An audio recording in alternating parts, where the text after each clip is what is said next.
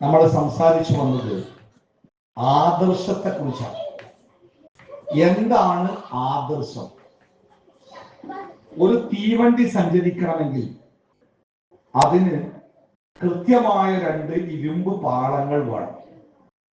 എത്ര വിശാലമായ സ്ഥലത്തു കൂടി സഞ്ചരിക്കുമ്പോഴും തീവണ്ടിക്ക് ആ ഇരുമ്പ് പാളങ്ങൾ വേണം. അതിൽ നിന്ന് തെറ്റിപ്പോയാൽ ആ തീവണ്ടിയുടെ യാത്ര നിൽക്കും, അത് മറിയും, അത് അപകടത്തിലാവും. ഒരു മനുഷ്യന് ജീവിക്കാൻ അവന്റെ ജീവിതത്തിൽ ഉണ്ടായിരിക്കേണ്ട അടിസ്ഥാനപരമായ വഴിയാണ് അവന്റെ ആദർശം എന്ന് പറയുന്നത്. ആ ആദർശത്തിൽ നിന്ന് ആ മനുഷ്യൻ എവിടെ വ്യതിചലിക്കുന്നുവോ അവിടെ പാളം തെറ്റിയ തീവണ്ടി പോലെയാകുമോ അവന്റെ ജീവിതം അട്ടിമറിക്കപ്പെടും. അതുകൊണ്ട് തന്നെ ആദർശത്തിന് വളരെ വലിയ പ്രാധാന്യമുണ്ട് ഇസ്ലാമിൽ. നമ്മുടെ ജീവിതത്തിന്റെ ഏറ്റവും അടിസ്ഥാനപരമായി നമ്മൾ തിരഞ്ഞെടുക്കേണ്ടത് നമ്മുടെ ആദർശമാണ്. നമ്മളെ സംബന്ധിച്ച് നമ്മുടെ ആദർശമായി, ആദർശത്തിന്റെ അടിസ്ഥാനമായി നമ്മൾ അംഗീകരിക്കുന്നത് അഷ്ഹദു അല്ലാ ഇലാഹ ഇല്ലല്ലാഹ് വഅഷ്ഹദു അന്ന മുഹമ്മദർ റസൂലുള്ളാഹ് എന്ന 2 കലിമത്ത് ഷഹാദത്ത് കലിമകളാണ്. ആ 2 പാളത്തിൽ നിന്ന് തെറ്റാതെ എന്റെ ജീവിതത്തിലെ മുഴുവൻ ആരാധനകളും അള്ളാഹുവിന് മാത്രമായിരിക്കുമെന്നും മുഹമ്മദ് നബി സല്ലല്ലാഹു അലൈഹി വസല്ലമ എങ്ങനെ ജീവിക്കണം എന്നാണോ എനിക്ക് പഠിപ്പിച്ചു തന്നത് ആ രൂപത്തിൽ മാത്രമേ ഞാൻ ജീവിക്കൂ എന്നുമുള്ള അവന്റെ മനസ്സിന്റെ പ്രതിജ്ഞയാണ് അവന്റെ ആദർശം എന്ന് പറയുന്നത്. നമ്മൾ സാധാരണ ഇബ്രാഹിം നബി അലൈഹി സ്വലാത്തു വസ്സലാമിനെ ആദർശ പിതാവ് എന്ന് വിളിക്കാറുണ്ട്. ഇബ്രാഹിം നബി അലൈഹി സ്വലാത്തു വസ്സലാമിന്റെ ആദർശത്തെ നമ്മൾ മില്ലത്ത് എന്ന് വിശേഷിപ്പിക്കാറുണ്ട്, അല്ലെ?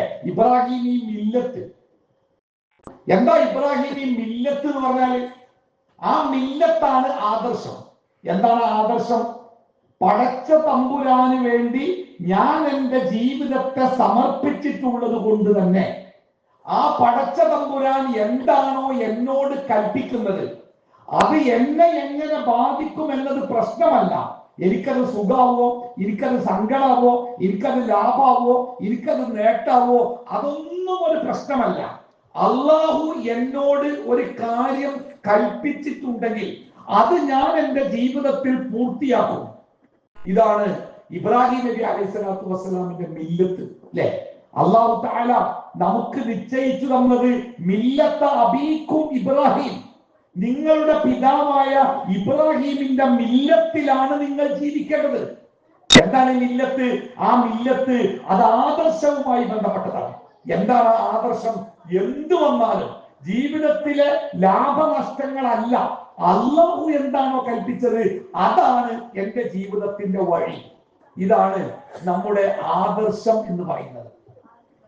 ആ ആദർശത്തെ അനുധാവനം ചെയ്യുക എന്നത് ഈ ലോകത്തും നാളെ പരലോകത്തും നമ്മുടെ ജീവിതം സ്വസ്ഥമാവാനും സമാധാനമാകാനുമുള്ള മാർഗമാണ്. നമ്മൾ അള്ളാഹുവിനോട് പ്രാർത്ഥിക്കാറുണ്ടല്ലോ, റബ്ബനാ ആതിനാ ഫിദ്ദുനിയാ ഹസനതൻ വഫിൽ ആഖിറതി ഹസനതൻ വഖിനാ അദാബന്നാർ. അല്ലാഹുവേ, ഈ ലോകത്ത് ഞങ്ങൾക്ക് ഹസനത്ത് അഥവാ നല്ലത് വരുത്തണമേ. അല്ലാഹുവേ, നാളെ പരലോകത്തും ഞങ്ങൾക്ക് ഹസനത്ത് അഥവാ നല്ലത് വരുത്തണമേ. പരലോകത്തിലെ ഹസനത്ത് എന്ന് പറഞ്ഞാൽ സ്വർഗമാണ്, അതിന് സംശയമൊന്നുമില്ല. ഞങ്ങളെ സ്വർഗത്തിൽ എത്തിക്കണേന്നാണ് പരലോകത്തിൽ ഹസനത്ത് കിട്ടണേ എന്നതിന്റെ ഉദ്ദേശം. ദുന്യാവിൽ ഹസനത്ത് കിട്ടണേ എന്നതുകൊണ്ടുള്ള ഉദ്ദേശം എന്താ? വലിയ വീട്ടില് വലിയ സൗകര്യത്തില് സമ്പന്നനായിട്ട് ഒരു ബുദ്ധിമുട്ടുമില്ലാതെ ജീവിക്കണേന്നാണോ? ഈ പ്രാർത്ഥന റബ്ബന ആതിനാ ഫിദ്ദുനിയാ ഹസനത്തൻ എന്ന പ്രാർത്ഥന ഈ ലോകത്ത് ഏറ്റവും കൂടുതൽ പ്രാർത്ഥിച്ച ആളല്ലേ മുഹമ്മദ് നബി സല്ലല്ലാഹു അലൈഹി വസല്ലമ. ആ ഹസനത്ത് എന്നതിന്റെ അർത്ഥം ഈ ലോകത്തിലെ സുഖ സൗകര്യങ്ങളാണെങ്കിൽ ആ സുഖ സൗകര്യങ്ങളിൽ ഏറ്റവും കൂടുതൽ കിട്ടിയ ആളാവണ്ടേ മുഹമ്മദ് നബി സല്ലല്ലാഹു അലൈഹി വസല്ലമ. ആ പ്രവാചകൻ അള്ളാഹുവിനോട് എന്ത് ചോദിച്ചോ അത് അള്ളാഹ് കൊടുക്കാതിരുന്നിട്ടില്ല. അപ്പൊ ദുന്യാവിലെ ഹസനത്ത് എന്ന് പറഞ്ഞാല് ദുന്യാവിലെ സുഖ സൗകര്യങ്ങളാണ് അതുകൊണ്ട് ഉദ്ദേശമെങ്കിൽ ആ സുഖ സൗകര്യങ്ങൾ ഏറ്റവും കൂടുതൽ കിട്ടേണ്ട വ്യക്തിയായിരുന്നില്ലേ മുഹമ്മദ് നബി സല്ലല്ലാഹു അലൈഹി വസല്ലം? എന്നിട്ട് അദ്ദേഹത്തിന് എന്താ കിട്ടിയത്? നമുക്കറിയാലോ, ലോകത്തിലെ ഏറ്റവും സമ്പന്നമായ രാജ്യങ്ങളിൽ മുൻനിരയിലാണ് ഇന്ന് സൗദി അറേബ്യയുടെ സ്ഥാനം. ആ സമ്പത്തിന്റെ ഉറവിടമാവട്ടെ മണ്ണിന്റെ അടിയിൽ കിടക്കുന്ന പെട്രോളിയം, അതേപോലെ തന്നെ വില കൂടിയ ധാതുക്കൾ, സ്വർണത്തിന്റെയൊക്കെ വലിയ നിക്ഷേപങ്ങളാണ് അത്രേ സൗദി അറേബ്യയുടെ മണ്ണിലുള്ളത്. അഥവാ സൗദി അറേബ്യയുടെ മണ്ണിന്റെ ഉൾഭാഗം സമ്പന്നമാണ്, അതിസമ്പന്നമാണ്. ആ മണ്ണിലാണ് മുഹമ്മദ് നബി സല്ലല്ലാഹു അലൈഹി വസല്ലമ ഖന്തഖിന്റെ കിടങ്ങ് കുഴിക്കുമ്പോ വയറ്റിലൊന്നുമില്ലാഞ്ഞിട്ട് കൈക്കോട്ട് കൊണ്ട് മണ്ണിലേക്ക് കളച്ചപ്പോ വളഞ്ഞുപോയ ശരീരം നേരെ നിർത്താൻ കഴിയാതെ അതിങ്ങനെ കുഴഞ്ഞു കിടന്നുതാ, വയറ്റിലൊന്നും ഇല്ലാഞ്ഞിട്ടേ. അവസാനം നേരെ നിൽക്കാൻ വേണ്ടി ഒരു കല്ലിന്റെ ചീളെടുത്തിട്ട് തന്റെ വയറ്റിൽ ഇങ്ങനെ കെട്ടി. നമ്മളൊക്കെ കയ്യിന്റെ ഒക്കെ എല്ല് പൊട്ടിപ്പോകുമ്പോ കൈ ഇങ്ങനെ വളഞ്ഞു കിടക്കുമ്പോ നേരെ നിൽക്കാൻ വേണ്ടി സ്കെയിലും മരമൊക്കെ വെച്ച് കെട്ടാറില്ലേ? അതേപോലെ വയറ് ശൂന്യമായതുകൊണ്ട് വളഞ്ഞു പോയപ്പോ നേരെ നിൽക്കാൻ വേണ്ടി കല്ല് കെട്ടിവെച്ച് പട്ടിണിയുടെ പരിവട്ടത്തിന്റെ പ്രാരാബ്ദത്തിന്റെ അങ്ങേ തലക്കൽ ജീവിച്ച ആ പ്രവാചകന്റെ കാൽച്ചുവട്ടിലെ മണ്ണിന്റെ ഉള്ളിൽ ഈ സ്വർണവും പെട്രോളിയവും ഒക്കെ അന്നേണ്ട്. ഇതൊന്നും പെട്ടെന്ന് ഉണ്ടായതല്ല. ഈ ഭൂമിയുടെ ഉള്ളിലെ ധാതു ലവണങ്ങളൊക്കെ ആയിരക്കണക്കിന് പതിനായിരക്കണക്കിന് കൊല്ലങ്ങൾ കൊണ്ട് രൂപപ്പെട്ടു വന്നതാണ്. പെട്രോളിയൊക്കെ 20 ലക്ഷം വർഷങ്ങൾ കൊണ്ട് മരങ്ങൾ ഭൂമിയുടെ ഉള്ളിൽ അടിഞ്ഞുപോയ മരങ്ങളുടെ അവശിഷ്ടങ്ങളും ഫോസിലുകളും ഒക്കെയാണ് പെട്രോളിയം പോലുള്ള ഇന്ധനധാതുക്കളായി വന്നത് എന്നാ ശാസ്ത്രം പറയുന്നത്. അത്ര കൊല്ലൊന്നും വേണ്ട. നബി സല്ലല്ലാഹു അലൈഹി വസല്ലം അപ്പോ 1500 കൊല്ലം മുമ്പല്ല ജീവിച്ചത്. ആ പ്രവാചകൻ പട്ടിണി കൊടുമ്പിരി കൊണ്ട് ജീവിക്കുന്ന കാലത്തും ആ പ്രവാചകൻ ചവിട്ടി നിൽക്കുന്ന ഈ മണ്ണിന്റെ അടിയിൽ സമ്പത്തിന്റെ കൂമ്പാരം ഉണ്ടായിരുന്നു. എന്ത് റബ്ബനാത്തിന ഫിദ്ദുനിയാന്ന് പ്രാർത്ഥിച്ചപ്പോ അള്ളാഹ് ഈ ഭൂമിന്ന് തന്റെ ഖജനാവിന്റെ വാതിൽ തുറന്നിട്ട് പ്രവാചകന് എമ്പാടും സ്വത്ത് കൊടുത്തുകൂടായിരുന്നോ? അപ്പൊ ദുന്യാവിലെ ഹസനത്ത് എന്ന് പറഞ്ഞാല് സമ്പത്തിന്റെ കൂമ്പാരല്ല, വീടിന്റെ കാറിന്റെ വലിപ്പല്ല. ദുന്യാവിലെ ഹസനത്ത് എന്ന് പറഞ്ഞാല് ആദർശത്തിൽ ജീവിക്കുവാനുള്ള തൗഫീഖാണ്. ആദർശം തെറ്റാതെ ജീവിക്കാനുള്ള തൗഫീഖ്, വഴി തെറ്റാതെ ജീവിക്കാനുള്ള അവസരം. നിസ്കരിക്കാൻ നിൽക്കുമ്പോ നമ്മളൊക്കെ നമ്മുടെ റബ്ബ് നമ്മളെ ഏറ്റവുമേറെ വീക്ഷിക്കുന്ന റബ്ബിന്റെ മുമ്പിൽ നേർക്കുനേരെ പോയി നിന്ന് നമ്മൾ സംസാരിക്കുന്ന നമ്മുടെ ജീവിതത്തിന്റെ സന്ദർഭങ്ങളാണല്ലോ നിസ്കാരം.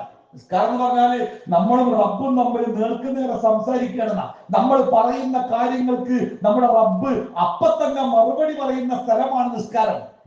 അങ്ങനെ ഒരു അവസരം കിട്ടിയിട്ട് ആ റബ്ബിന്റെ മുമ്പിൽ നമ്മുടെ സങ്കടങ്ങളൊക്കെ പറയാൻ പറ്റ നല്ലൊരു അവസരം കിട്ടുമ്പോ നമ്മൾ റബ്ബിനോട് പറയുന്ന പ്രധാനപ്പെട്ട പ്രാർത്ഥന ഏതാ? സൂറത്തുൽ ഫാത്തിഹയിലെ പ്രാർത്ഥന ഇഹ്ദിനസ് സിറാത്തൽ മുസ്തഖീം. അതാണ് പറയുന്നത്, ഇഹ്ദിനസ് സിറാത്തൽ മുസ്തഖീം. അല്ലാഹുവേ, എന്റെ ജീവിതത്തിന്റെ വഴി തെറ്റരുത് കേട്ടോ, പാളം തെറ്റരുത് കേട്ടോ. ആദർശത്തിന്റെ പാളത്തിലൂടെ വഴിയിലൂടെ തന്നെ മരണം വരെ എന്റെ ജീവിതത്തെ കൊണ്ടുപോകാൻ നീ എന്നെ അനുഗ്രഹിക്കണം കേട്ടോ എന്നാണ് ഒരു ദിവസത്തിൽ പലവട്ടം നമ്മൾ റബ്ബിനോട് തേടിക്കൊണ്ടിരിക്കുന്നത്. അതുകൊണ്ട് എന്റെ പ്രിയപ്പെട്ട സഹോദരന്മാരെ, ജീവിതത്തിലെ ഏറ്റവും വില കൂടിയ സംഗതി ആദർശമാണ്. വേറെ എന്ത് നഷ്ടപ്പെട്ടാലും നമുക്ക് ഭയപ്പെടാനില്ല. അതൊക്കെ നമുക്ക് തിരിച്ചു കിട്ടുകയോ അല്ലെങ്കിൽ അതിനേക്കാൾ നല്ലത് കിട്ടുകയോ ചെയ്തേക്കാം. ലോകത്ത് മുസ്ലിം സമൂഹം അനുഭവിക്കുന്ന 2 തരം വെല്ലുവിളികളുണ്ട്. ഒന്ന് ഭൗതികമായ വെല്ലുവിളിയാണ്. പീഡനങ്ങള്, പ്രയാസങ്ങള്, ബുദ്ധിമുട്ടുകള്, ഫലസ്തീന്, അങ്ങനെ പലജാതി പ്രശ്നങ്ങളുണ്ട്. അതൊരു പ്രശ്നം. എന്നാൽ അതിനേക്കാൾ മാരകമായ വെല്ലുവിളി ഏതാരങ്ങള് ആദർശ രംഗത്തെ വെല്ലുവിളിയാണ്. മുസ്ലിങ്ങൾ ജീവിക്കുന്ന ആ പ്ലാറ്റ്ഫോം ഉണ്ടല്ലോ, ആദർശത്തിന്റെ പ്ലാറ്റ്ഫോം, അതിൽ നിന്ന് അവരെ പിടിച്ചിറക്കി ആദർശമില്ലാത്ത ഒരു ജനവിഭാഗമാക്കി അവരെ മാറ്റുക. അതിനുള്ള കൃത്യമായ ശ്രമങ്ങൾ നടക്കുന്ന ലോകത്ത്. ഇപ്പൊ നമ്മളെ കഴിഞ്ഞ ഒരു മാസം മുമ്പല്ലേ കോഴിക്കോട് വെച്ച് മറ്റേ നാസ്തികരുടെ നിരീശ്വരവാദികളുടെ സംസ്ഥാന സമ്മേളനം എന്ന് വിശേഷിപ്പിക്കാവുന്ന ഒരു മഹാസമ്മേളനം നടന്നല്ലോ. സത്യത്തിൽ നിരീശ്വരവാദം എന്ന് പറയുന്നത് എല്ലാ ഈശ്വര വിശ്വാസങ്ങൾക്കും എതിരാണ്. അവർ എല്ലാ ദൈവവിശ്വാസങ്ങൾക്കും എതിരാണ്, എല്ലാ മതവിശ്വാസങ്ങൾക്കും എതിരാണ്. പക്ഷേ ഇപ്പൊ കുറെ കാലങ്ങളായി നമ്മൾ കേൾക്കുന്നത് അവരുടെ എല്ലാ പരിശ്രമങ്ങളും ഇസ്ലാമിന് മാത്രം എതിരായിട്ടാണ്. ബാക്കിയുള്ള മതങ്ങളൊക്കെ തഴുകി ഒരു മൂലക്കൽ ഇരുത്തിയിട്ട് ഇസ്ലാമിനെ മാത്രം തേജോവധം ചെയ്യാനുള്ള ശക്തമായ ശ്രമങ്ങളാണ്. ചോദ്യങ്ങളൊക്കെ ഇസ്ലാമിനെ കുറിച്ചാ, ഉത്തരങ്ങളൊക്കെ ഇസ്ലാമിനെ കുറിച്ചാ, പരിഹാസങ്ങളൊക്കെ ഇസ്ലാമിനെ കുറിച്ചാ, കുറ്റപ്പെടുത്തലൊക്കെ ഇസ്ലാമിനെ കുറിച്ചാ, എല്ലാം ഇസ്ലാമിനെ കുറിച്ചാണ്. അവരുടെ കൂട്ടത്തിൽപ്പെട്ട ചില ആളുകള് അവരുടെ കൂട്ടം വിട്ട് പുറത്തു പോകാൻ എന്ന കാരണം എന്താ പറയുന്നത്? നാസ്തികത എന്ന് പറഞ്ഞാൽ ഇസ്ലാമിനെ മാത്രം വിമർശിക്കുന്ന ഒരവസ്ഥയിലേക്ക് എത്തിയത് എപ്പോഴാണ് എന്നാണ് ആ പിരിഞ്ഞു പോകുന്നവർ ചോദിക്കുന്നത്. സംഗതി എന്തായാലും നമുക്കതിൽ വലിയ ബേജാറൊന്നുമില്ല. അവരൊക്കെപ്പാടെ ഉന്നം വെച്ചാലും നമ്മളെ ആദ്യം വിചാരിച്ചിരുന്നു ഈ നാസ്തികൾ എന്നൊക്കെ പറഞ്ഞ ഭയങ്കര ബുദ്ധിജീവികളാണ്, ഓരോ തലയിൽ ഭയങ്കരമായ ആശയങ്ങളുണ്ട്, അതുകൊണ്ട് അവരോടൊക്കെ സംസാരിച്ചാൽ തന്നെ നമ്മുടെ ദീനിന്റെ അടിസ്ഥാനമൊക്കെ പൊളിഞ്ഞു പോകും എന്നൊക്കെ തെറ്റിദ്ധരിച്ചിരുന്ന ഒരു കാലം ഒരു 10 കൊല്ലം മുമ്പ് വരെയൊക്കെ ഉണ്ടായിരുന്നു. അവരുടെ തോൽസഞ്ചിയും അവരുടെ നീണ്ട മുടിയും താടിയും ഇതൊക്കെ പാടെ കാണുമ്പോ ഇവരെ കയ്യിൽ എന്തൊക്കെ ഉണ്ടെന്നാ വിചാരിച്ചിരുന്നത്. എം അക്ബർ സാഹിബും ജബ്ബാർ മാഷും തമ്മിലുള്ള ഒന്നാമത്തെ സംവാദം കഴിഞ്ഞപ്പോ നമുക്ക് ബോധ്യമായി സത്യത്തിൽ ഇവരുടെ അടുത്തൊന്നുമില്ല.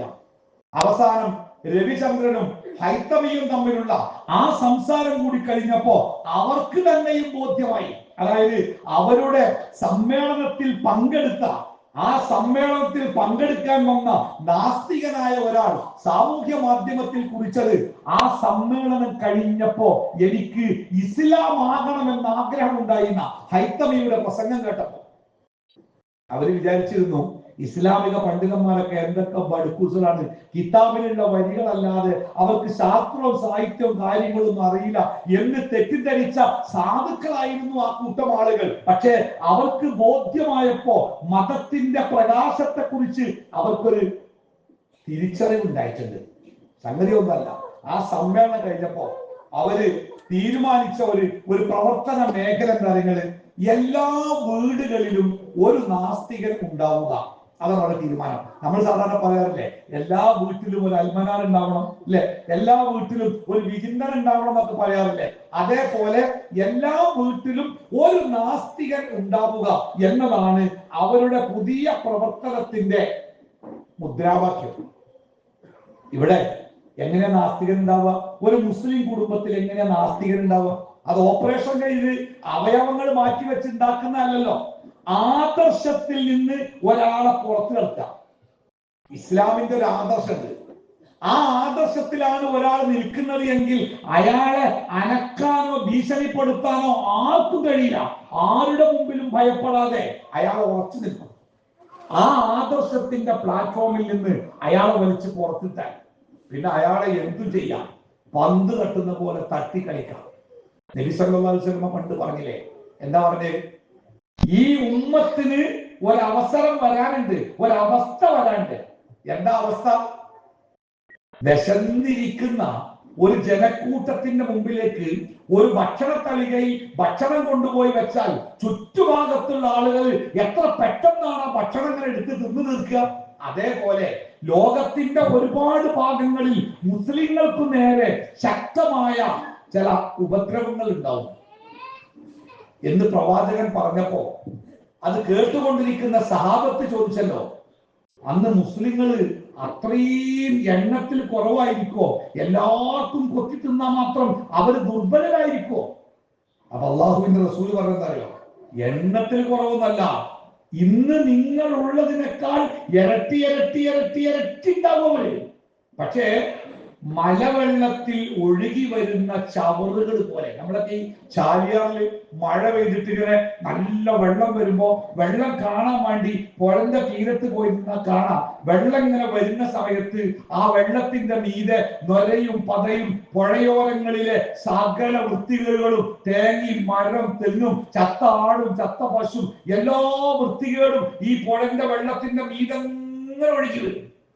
കണ്ടാൽ തന്നെ അറപ്പ് തോന്നും. അതുപോലെ ഇക്കാലം ആ കാലഘട്ടത്തിലെ മുസ്ലിങ്ങളുടെ അവസ്ഥ. അതിന്റെ കാരണം എന്താന്ന് റസൂൽ പറഞ്ഞു.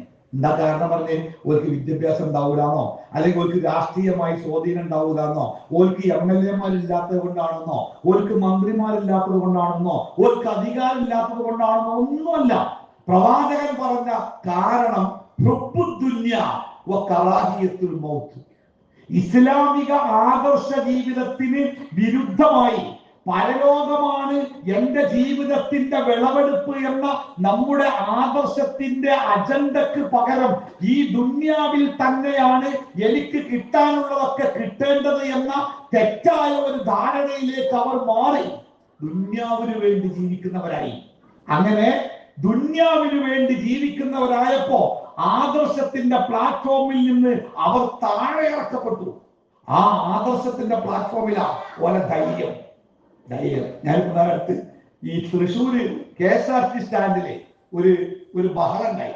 ഒരു കണ്ടക്ടർ കണ്ടക്ടറും വളരെ റഫായിട്ടാണ് ബസ്സിൽ, ഞങ്ങൾക്ക് ആ ബസ്സിൽ യാത്ര ചെയ്യുമ്പോഴേ ഇയാളുടെ സംസാരമൊക്കെ വളരെ റഫായിട്ടാണ്. അപ്പോ ഒരു യാത്രക്കാരൻ ചോദ്യം ചെയ്തു കണ്ടക്ടർ. അതിന്റെ പേരിൽ ബഹള. ഇയാളാണെങ്കിൽ വളരെ തെറി പ്രയോഗങ്ങളാണ്. അപ്പൊ ഈ യാത്രക്കാരൻ തൃശ്ശൂർ എറണാകുളം യാത്രക്കാരൻ, ചെറുപ്പക്കാരനാണ്, ഒരു 10-30 വയസ്സുള്ള, കണ്ടാൽ അത്യാവശ്യം 6 അടി പൊക്കൊക്കെ ഉള്ള ഒരു യാത്രക്കാരൻ. അപ്പൊ ഇയാൾ തീരുമാനിച്ച് ബസ് നടക്കുമ്പോ ഇയാളെ കണ്ട് പൊട്ടിച്ചിറങ്ങണം. അയാളിനൊക്കെ റെഡിയായി.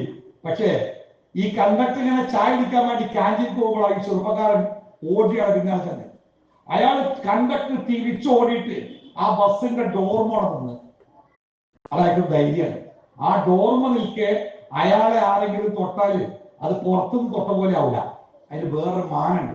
അപ്പൊ ആൾക്കാരൊക്കെ ചെറുപ്പക്കാരനോട് പറഞ്ഞ് ബസ്സിൽ തിന്നാണൊന്നും ചെയ്യണ്ട, അത് പിന്നെ വലിയ പ്രശ്നമാവും.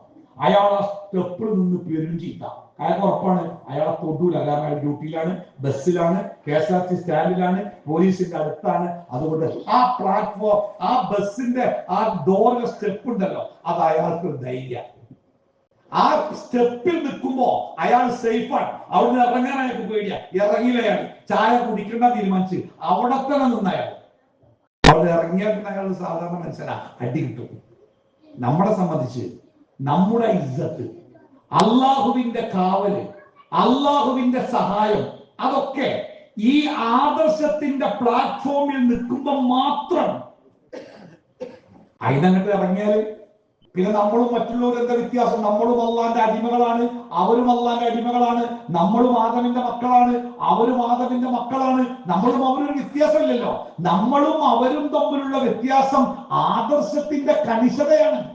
അത് അല്ലാഹു തആല പറഞ്ഞേ, വഅദല്ലാഹുല്ലദീന ആമനൂ മിൻകും വഅമിലുസ്വാലിഹാത്തി. അള്ളാഹുവിൽ വിശ്വസിക്കുകയും സൽക്കർമ്മങ്ങൾ ചെയ്യുകയും ചെയ്ത് ജീവിക്കുന്ന ആളുകൾക്ക് അള്ളാഹു അവരുമായിട്ടൊരു കരാറുണ്ടാക്കുകയാണ്. അള്ളാഹുവിൽ വിശ്വസിക്കുകയും അള്ളാഹു കൽപ്പിച്ച സൽക്കർമ്മങ്ങൾ ചെയ്ത് ജീവിക്കുകയും ചെയ്യുന്ന ഒരു മനുഷ്യൻ, അവരുമായിട്ട് അള്ളാഹു ഒരു കരാറുണ്ടാക്കുകയാണ്. എന്താണ് ആ കരാർ അറിയോ? 3 കാര്യങ്ങൾ അള്ളാഹു നിങ്ങൾക്ക് ചെയ്തു തരാം. 1, നിങ്ങളുടെ മതത്തിന് സ്വാധീനം തരാം.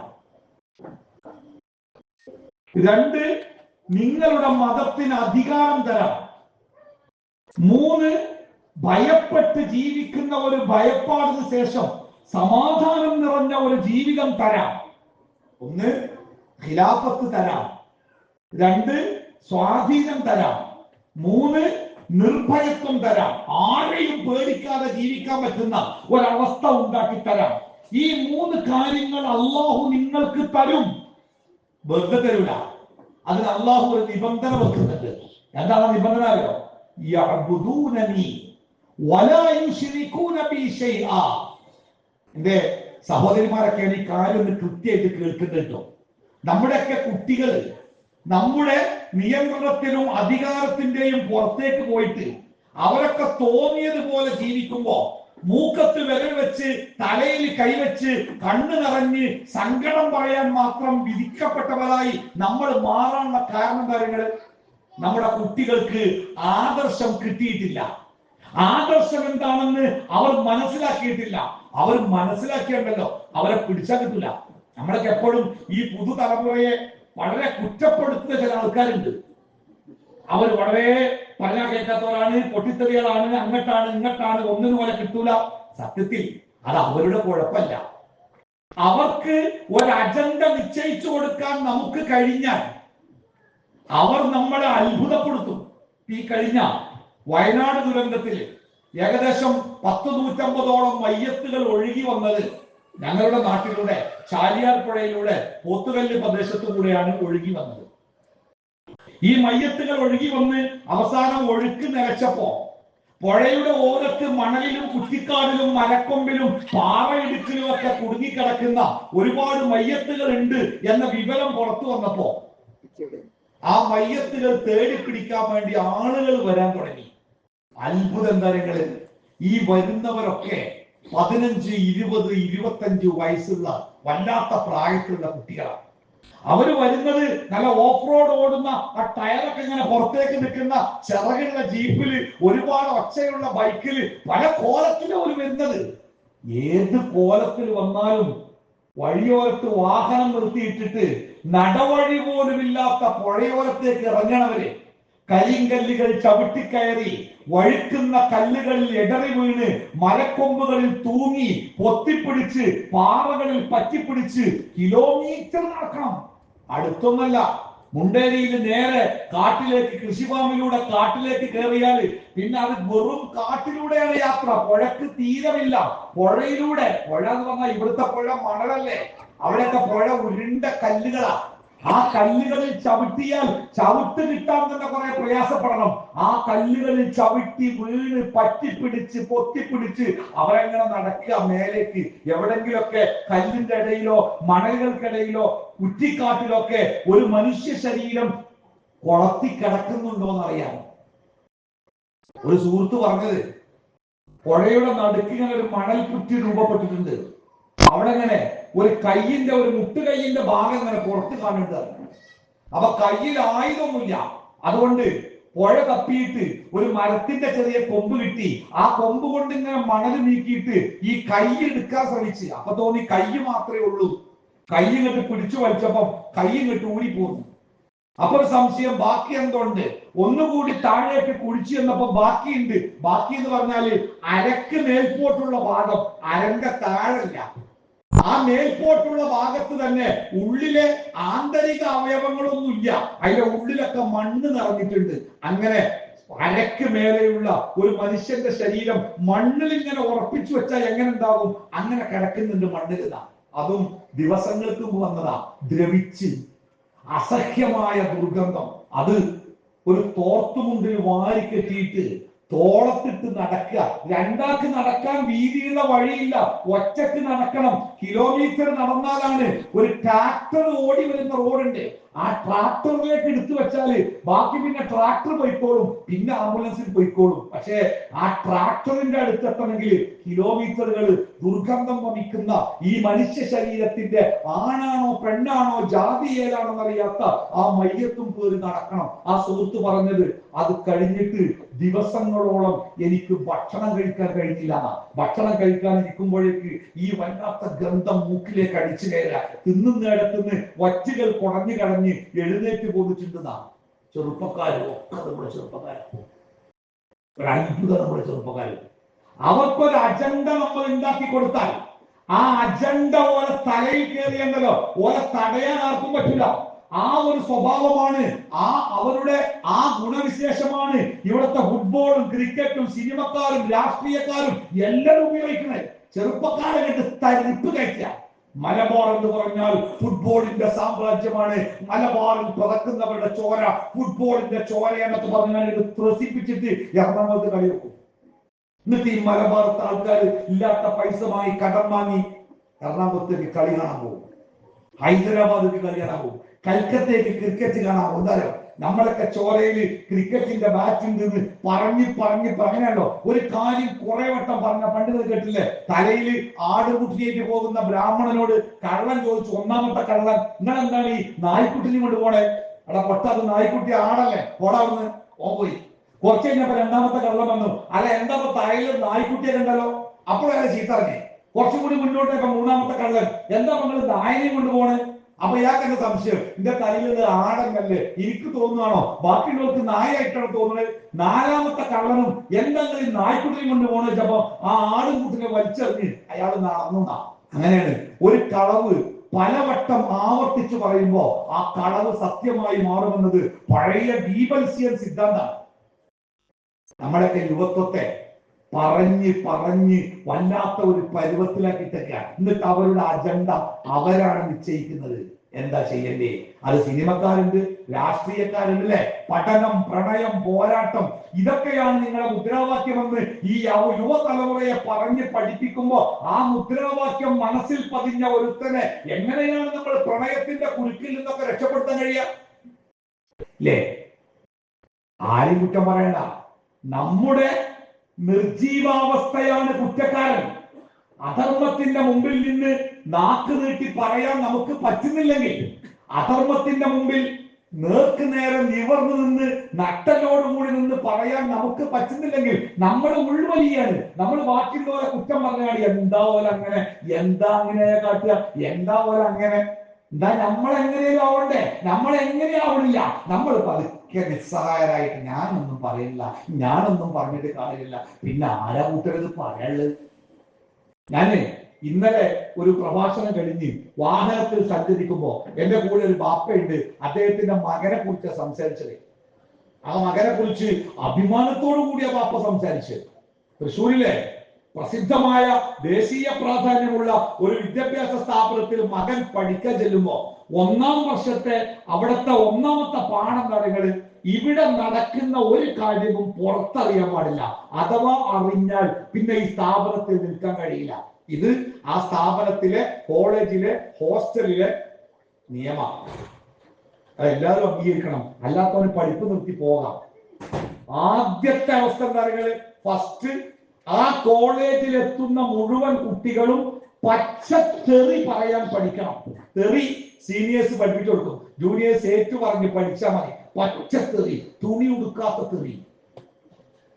ഈ കുട്ടി പറഞ്ഞു, ഞാനത്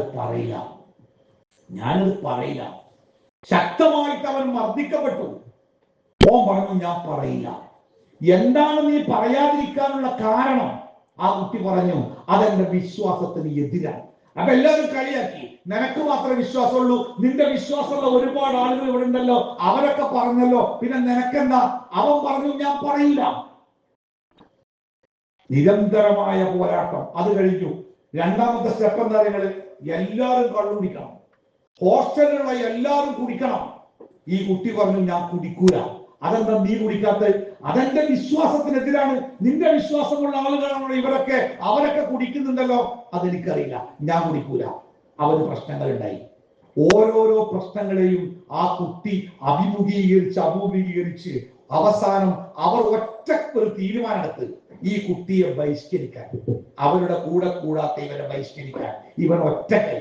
എല്ലാവരും ആ കുട്ടിയോട് പറഞ്ഞത്രേ, നിനക്ക് ഒറ്റയ്ക്ക് ക്യാമ്പസ് നിൽക്കാൻ പറ്റൂല. പക്ഷെ അവൻ ഒറ്റയ്ക്ക് നിന്ന് ഒരു വർഷം, എടങ്ങേറിന്റെ വർഷം, രണ്ടാമത്തെ വർഷമായപ്പോ അവൻ നേരത്തെ പ്രഖ്യാപിച്ചു, ഈ ഹോസ്റ്റലിൽ നടക്കുന്ന ഇത്തരം പ്രവണതകളോട് ആർക്കെങ്കിലും വിയോജിപ്പുണ്ടെങ്കിൽ എന്റെ കൂടെ കൂടാം. അവന് 3 ആളെ കിട്ടി. 4 ആളുകൾ.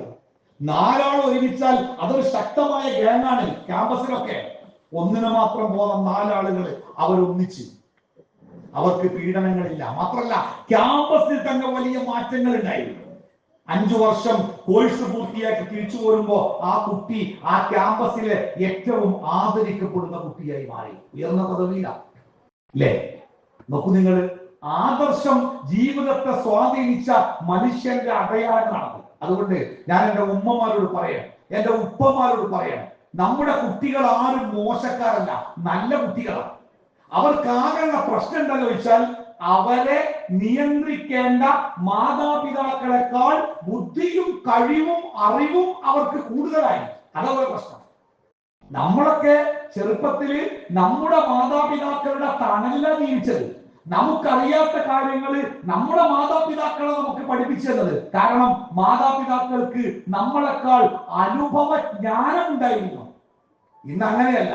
നമ്മുടെ മുമ്പിലുള്ള കുട്ടികൾ നമ്മളെക്കാൾ ബുദ്ധിയുള്ളവരും നമ്മളെക്കാൾ വിവരമുള്ളവരുമായതുകൊണ്ട് ആ കുട്ടികൾക്ക് നമ്മളെ ഡിപ്പെൻഡ് ചെയ്യാൻ പറ്റുന്നില്ല. അവരുടെ സംശയങ്ങൾ നമ്മളോട് ചോദിച്ചാൽ നമുക്ക് ഉത്തരവില്ല. അവരുടെ ജീവിതത്തിലേക്ക് ആശയങ്ങൾ പറഞ്ഞു കൊടുക്കാൻ നമ്മുടെ കൈവശം ആശയങ്ങളില്ല. ചില കുട്ടികളൊക്കെ പഠിക്കുമ്പോഴേ അവരുടെ രക്ഷിതാക്കളോട് നമ്മൾ ചോദിക്കുകയെ, നിങ്ങളെ കുട്ടി എന്തിനാ പഠിക്കണേ? ഓന് എന്തോ ഒരു എഞ്ചിനീയറിംഗിനാണ്, എന്താണ് പറഞ്ഞത് എനിക്കത് ഓർമ്മയില്ല. മാസാമാസം ലക്ഷങ്ങൾ ഫീസ് കെട്ടിക്കൊടുക്കുന്ന ബാപ്പാക്ക് മകൻ പഠിക്കുന്ന കോഴ്സിന്റെ പോലും ആ ബാപ്പ മോശക്കാരനല്ല, ബാപ്പ ഗവൺമെന്റ് ഉദ്യോഗസ്ഥരാ. പക്ഷെ ആ ബാപ്പാക്ക് മകൻ പഠിക്കുന്ന കോഴ്സിന്റെ പേര് പോലും അറിയാൻ പറ്റുന്നില്ല. ഇതാ കാലഘട്ടം. അതുകൊണ്ട് കുട്ടികളെ കുറ്റം പറയരുത്, ഒരിക്കലും കുറ്റം പറയരുത്. അവർ പാവങ്ങളാ. ഞാൻ മുമ്പ് ഇതേ സ്ഥലത്ത് പറഞ്ഞൊരു വാക്ക് എനിക്ക് ഓർമ്മയുണ്ട്. യതീം എന്ന് പറഞ്ഞാൽ മാതാപിതാക്കൾ മരണപ്പെട്ടവരാണ് എന്നാണ് ധാരണ. എന്നാൽ പുതിയ കാലത്തെ യതീം എന്ന് പറഞ്ഞാൽ മാതാപിതാക്കൾക്ക് സഹായിക്കാൻ പറ്റാത്ത മക്കളാ. ബാപ്പുണ്ട്, ബാപ്പ സമ്പന്നനും ഉഷാറുമാണ്. ഉമ്മ ഉണ്ട്, ഉമ്മ ഉഷാറാണ്. പക്ഷേ ഈ മകന് എന്തെങ്കിലും പറഞ്ഞു കൊടുക്കാനോ അവനെ തിരുത്താനോ അവനെ നിയന്ത്രിക്കാനോ അവനെ നേർമാർഗത്തിൽ നിർത്താനോ ഈ മാതാപിതാക്കൾക്ക് പറ്റുന്നില്ല. ആ കുട്ടിയാണ് പുതിയ കാലത്തെ യതീം. നമ്മളൊക്കെ ക്യാമ്പസിലുണ്ട് ഒരുപാട് കുട്ടികൾ ഇസ്ലാമിന് എന്താണ് ഇസ്ലാം എന്നറിയാത്ത വഴിവിട്ട ജീവിതം നയിക്കുന്ന കുട്ടികൾ. അപ്പൊ അവരെ ചൂണ്ടിയിട്ട് കൂടെയുള്ള ചില കുട്ടികൾ പറയും, സാറേ ആ കുട്ടിന്റെ ബാപ്പേ അയാൾ മൗലവിയാണ്, ഈ കുട്ടിന്റെ ബാപ്പുണ്ടല്ലോ ഉസ്താദാണ്, നിങ്ങൾ നോക്കാണി ഓരോ ചേരും പോലൊക്കെ. എന്താ കാരണം അറിയോ? ആ മൗലവിക്കോ ഈ ഉസ്താദിനോ ഈ കുട്ടികളുടെ രക്ഷിതാവാകാൻ പറ്റുന്നില്ല. ആ കുട്ടികളെ നിയന്ത്രിക്കാനോ സ്വാധീനിക്കാനോ അവർക്ക് സാധിക്കുന്നില്ല. അതാണ് ദുരന്തം. അതുകൊണ്ട് ആദ്യം നമ്മൾ മനസ്സിലാക്കണം, നമ്മുടെ കുട്ടികൾക്ക് നമ്മുടെ കുടുംബത്തിന് ആദ്യം നമ്മൾ കൊടുക്കേണ്ടത് ആദർശത്തിന്റെ കരുത്താണ്. ആ ആദർശത്തിന്റെ കരുത്ത് നമ്മുടെ കുടുംബത്തിന് മനസ്സിലാവണമെങ്കിൽ നമ്മൾ ആദർശത്തിൽ ജീവിക്കുന്നവരാവണം. വീട് പഴയ വീടാ, ഒന്ന് പുതുക്കണം. അയലോകത്തുള്ള ആൾക്കാരൊക്കെ വലിയ വീട് വെച്ചിട്ടുണ്ട്. നമ്മുടെ വീട് എന്താ അങ്ങനെ പഴയ വീട്? മോനെ പൈസ ഇല്ലല്ലോ നമ്മുടെ കയ്യില്. പൈസ ഇല്ല എന്ന് പറഞ്ഞാല് നിങ്ങളെ കൂടെ ജോലി ചെയ്യുന്ന ആൾക്കാരല്ലേ ഓരൊക്കെ. എന്നിട്ട് ഓരോ കയ്യിൽ എങ്ങനെയാ പൈസ ഉണ്ടായത്? ഓരോന്ന് പറഞ്ഞാല് ബാങ്കിൽ നിന്ന് വലിയ സംഖ്യ ലോൺ എടുത്ത് കണ്ട മോനെ വീട് വെച്ചത്. അവരുടെ നിങ്ങൾക്ക് ലോൺ കിട്ടൂലേ? ലോണ് കിട്ടായിട്ടല്ല മോനെ, നമുക്ക് പലിശയിൽ അധിഷ്ഠിതമായ അത്തരം സംഗതികൾ നമ്മുടെ വിശ്വാസപ്രകാരം തെറ്റാണ്. അതുകൊണ്ട് വീട് വെച്ചാൽ ആ വീട്ടിന്റെ ഉള്ളിലെ പ്രാർത്ഥന പോലും സ്വീകരിക്കാത്തവർ മോനെ, അതുകൊണ്ടാട്ടോ ബാപ്പ വീട് വെക്കാത്തത് എന്ന് ആ മകന്റെ കണ്ണുകളിലേക്ക് നോക്കി സ്നേഹത്തോടുകൂടി പറയാൻ ഒരു ബാപ്പക്ക് കഴിയുമ്പോഴാണ്. അതുകൊണ്ടാണ് കേട്ടോ മക്കളെ ബാപ്പ വീട് വെക്കാത്തതെന്ന് ബാപ്പാനെ കുറിച്ച് ഉമ്മക്ക് മക്കളോട് പറഞ്ഞു കൊടുക്കാൻ കഴിയുമ്പോഴാണ് എന്താണ് ആദർശത്തിന്റെ ശക്തി എന്ന് മക്കൾ മനസ്സിലാക്കുള്ളൂ. നമ്മള് ആദർശത്തെ വളച്ചൊടിച്ച് വളരെ ഫ്ലെക്സിബിൾ ആക്കിയ അങ്ങനെ ആണെങ്കിലും ഇങ്ങനെയൊക്കെ ആയാലും എന്നൊക്കെ പറഞ്ഞ് വളച്ചൊടിച്ച് വെക്കുമ്പോ ആദർശം എന്നത് നമ്മുടെ കുടുംബത്തിന് ഒരു ഭാരമായിട്ട് മാറും. അതുകൊണ്ട് എന്റെ സംസാരത്തിന്റെ ആദ്യ ഭാഗം ഞാൻ പറഞ്ഞ് അവസാനിപ്പിച്ച്, ആദർശം എന്താണ്? അള്ളാഹുവിന്റെ കൽപ്പനകൾ ജീവിതത്തിൽ പുലർത്തി അള്ളാഹുവിന് കീഴ്പ്പെട്ട് ജീവിക്കുക. എന്ത് റബ്ബിന്റെ കൽപ്പനയുണ്ടോ അതാവട്ടെ നമ്മുടെ ജീവിതം. ലോകത്ത് രണ്ടു തരം മനുഷ്യന്മാരാണ്. രണ്ടു തരം മനുഷ്യന്മാര്. ഒരു വിഭാഗം ആരാധനകൾ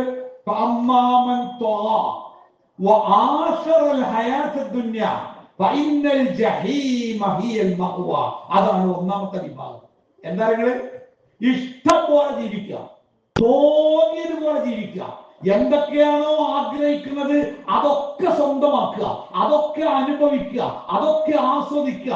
ശരിയോ തെറ്റോ എന്ന ഒരു ചിന്തയേ ഇല്ല. അങ്ങനെ ഇഷ്ടം പോലെ ജീവിക്കുക. അങ്ങനത്തെ ആൾക്കാരുണ്ട്.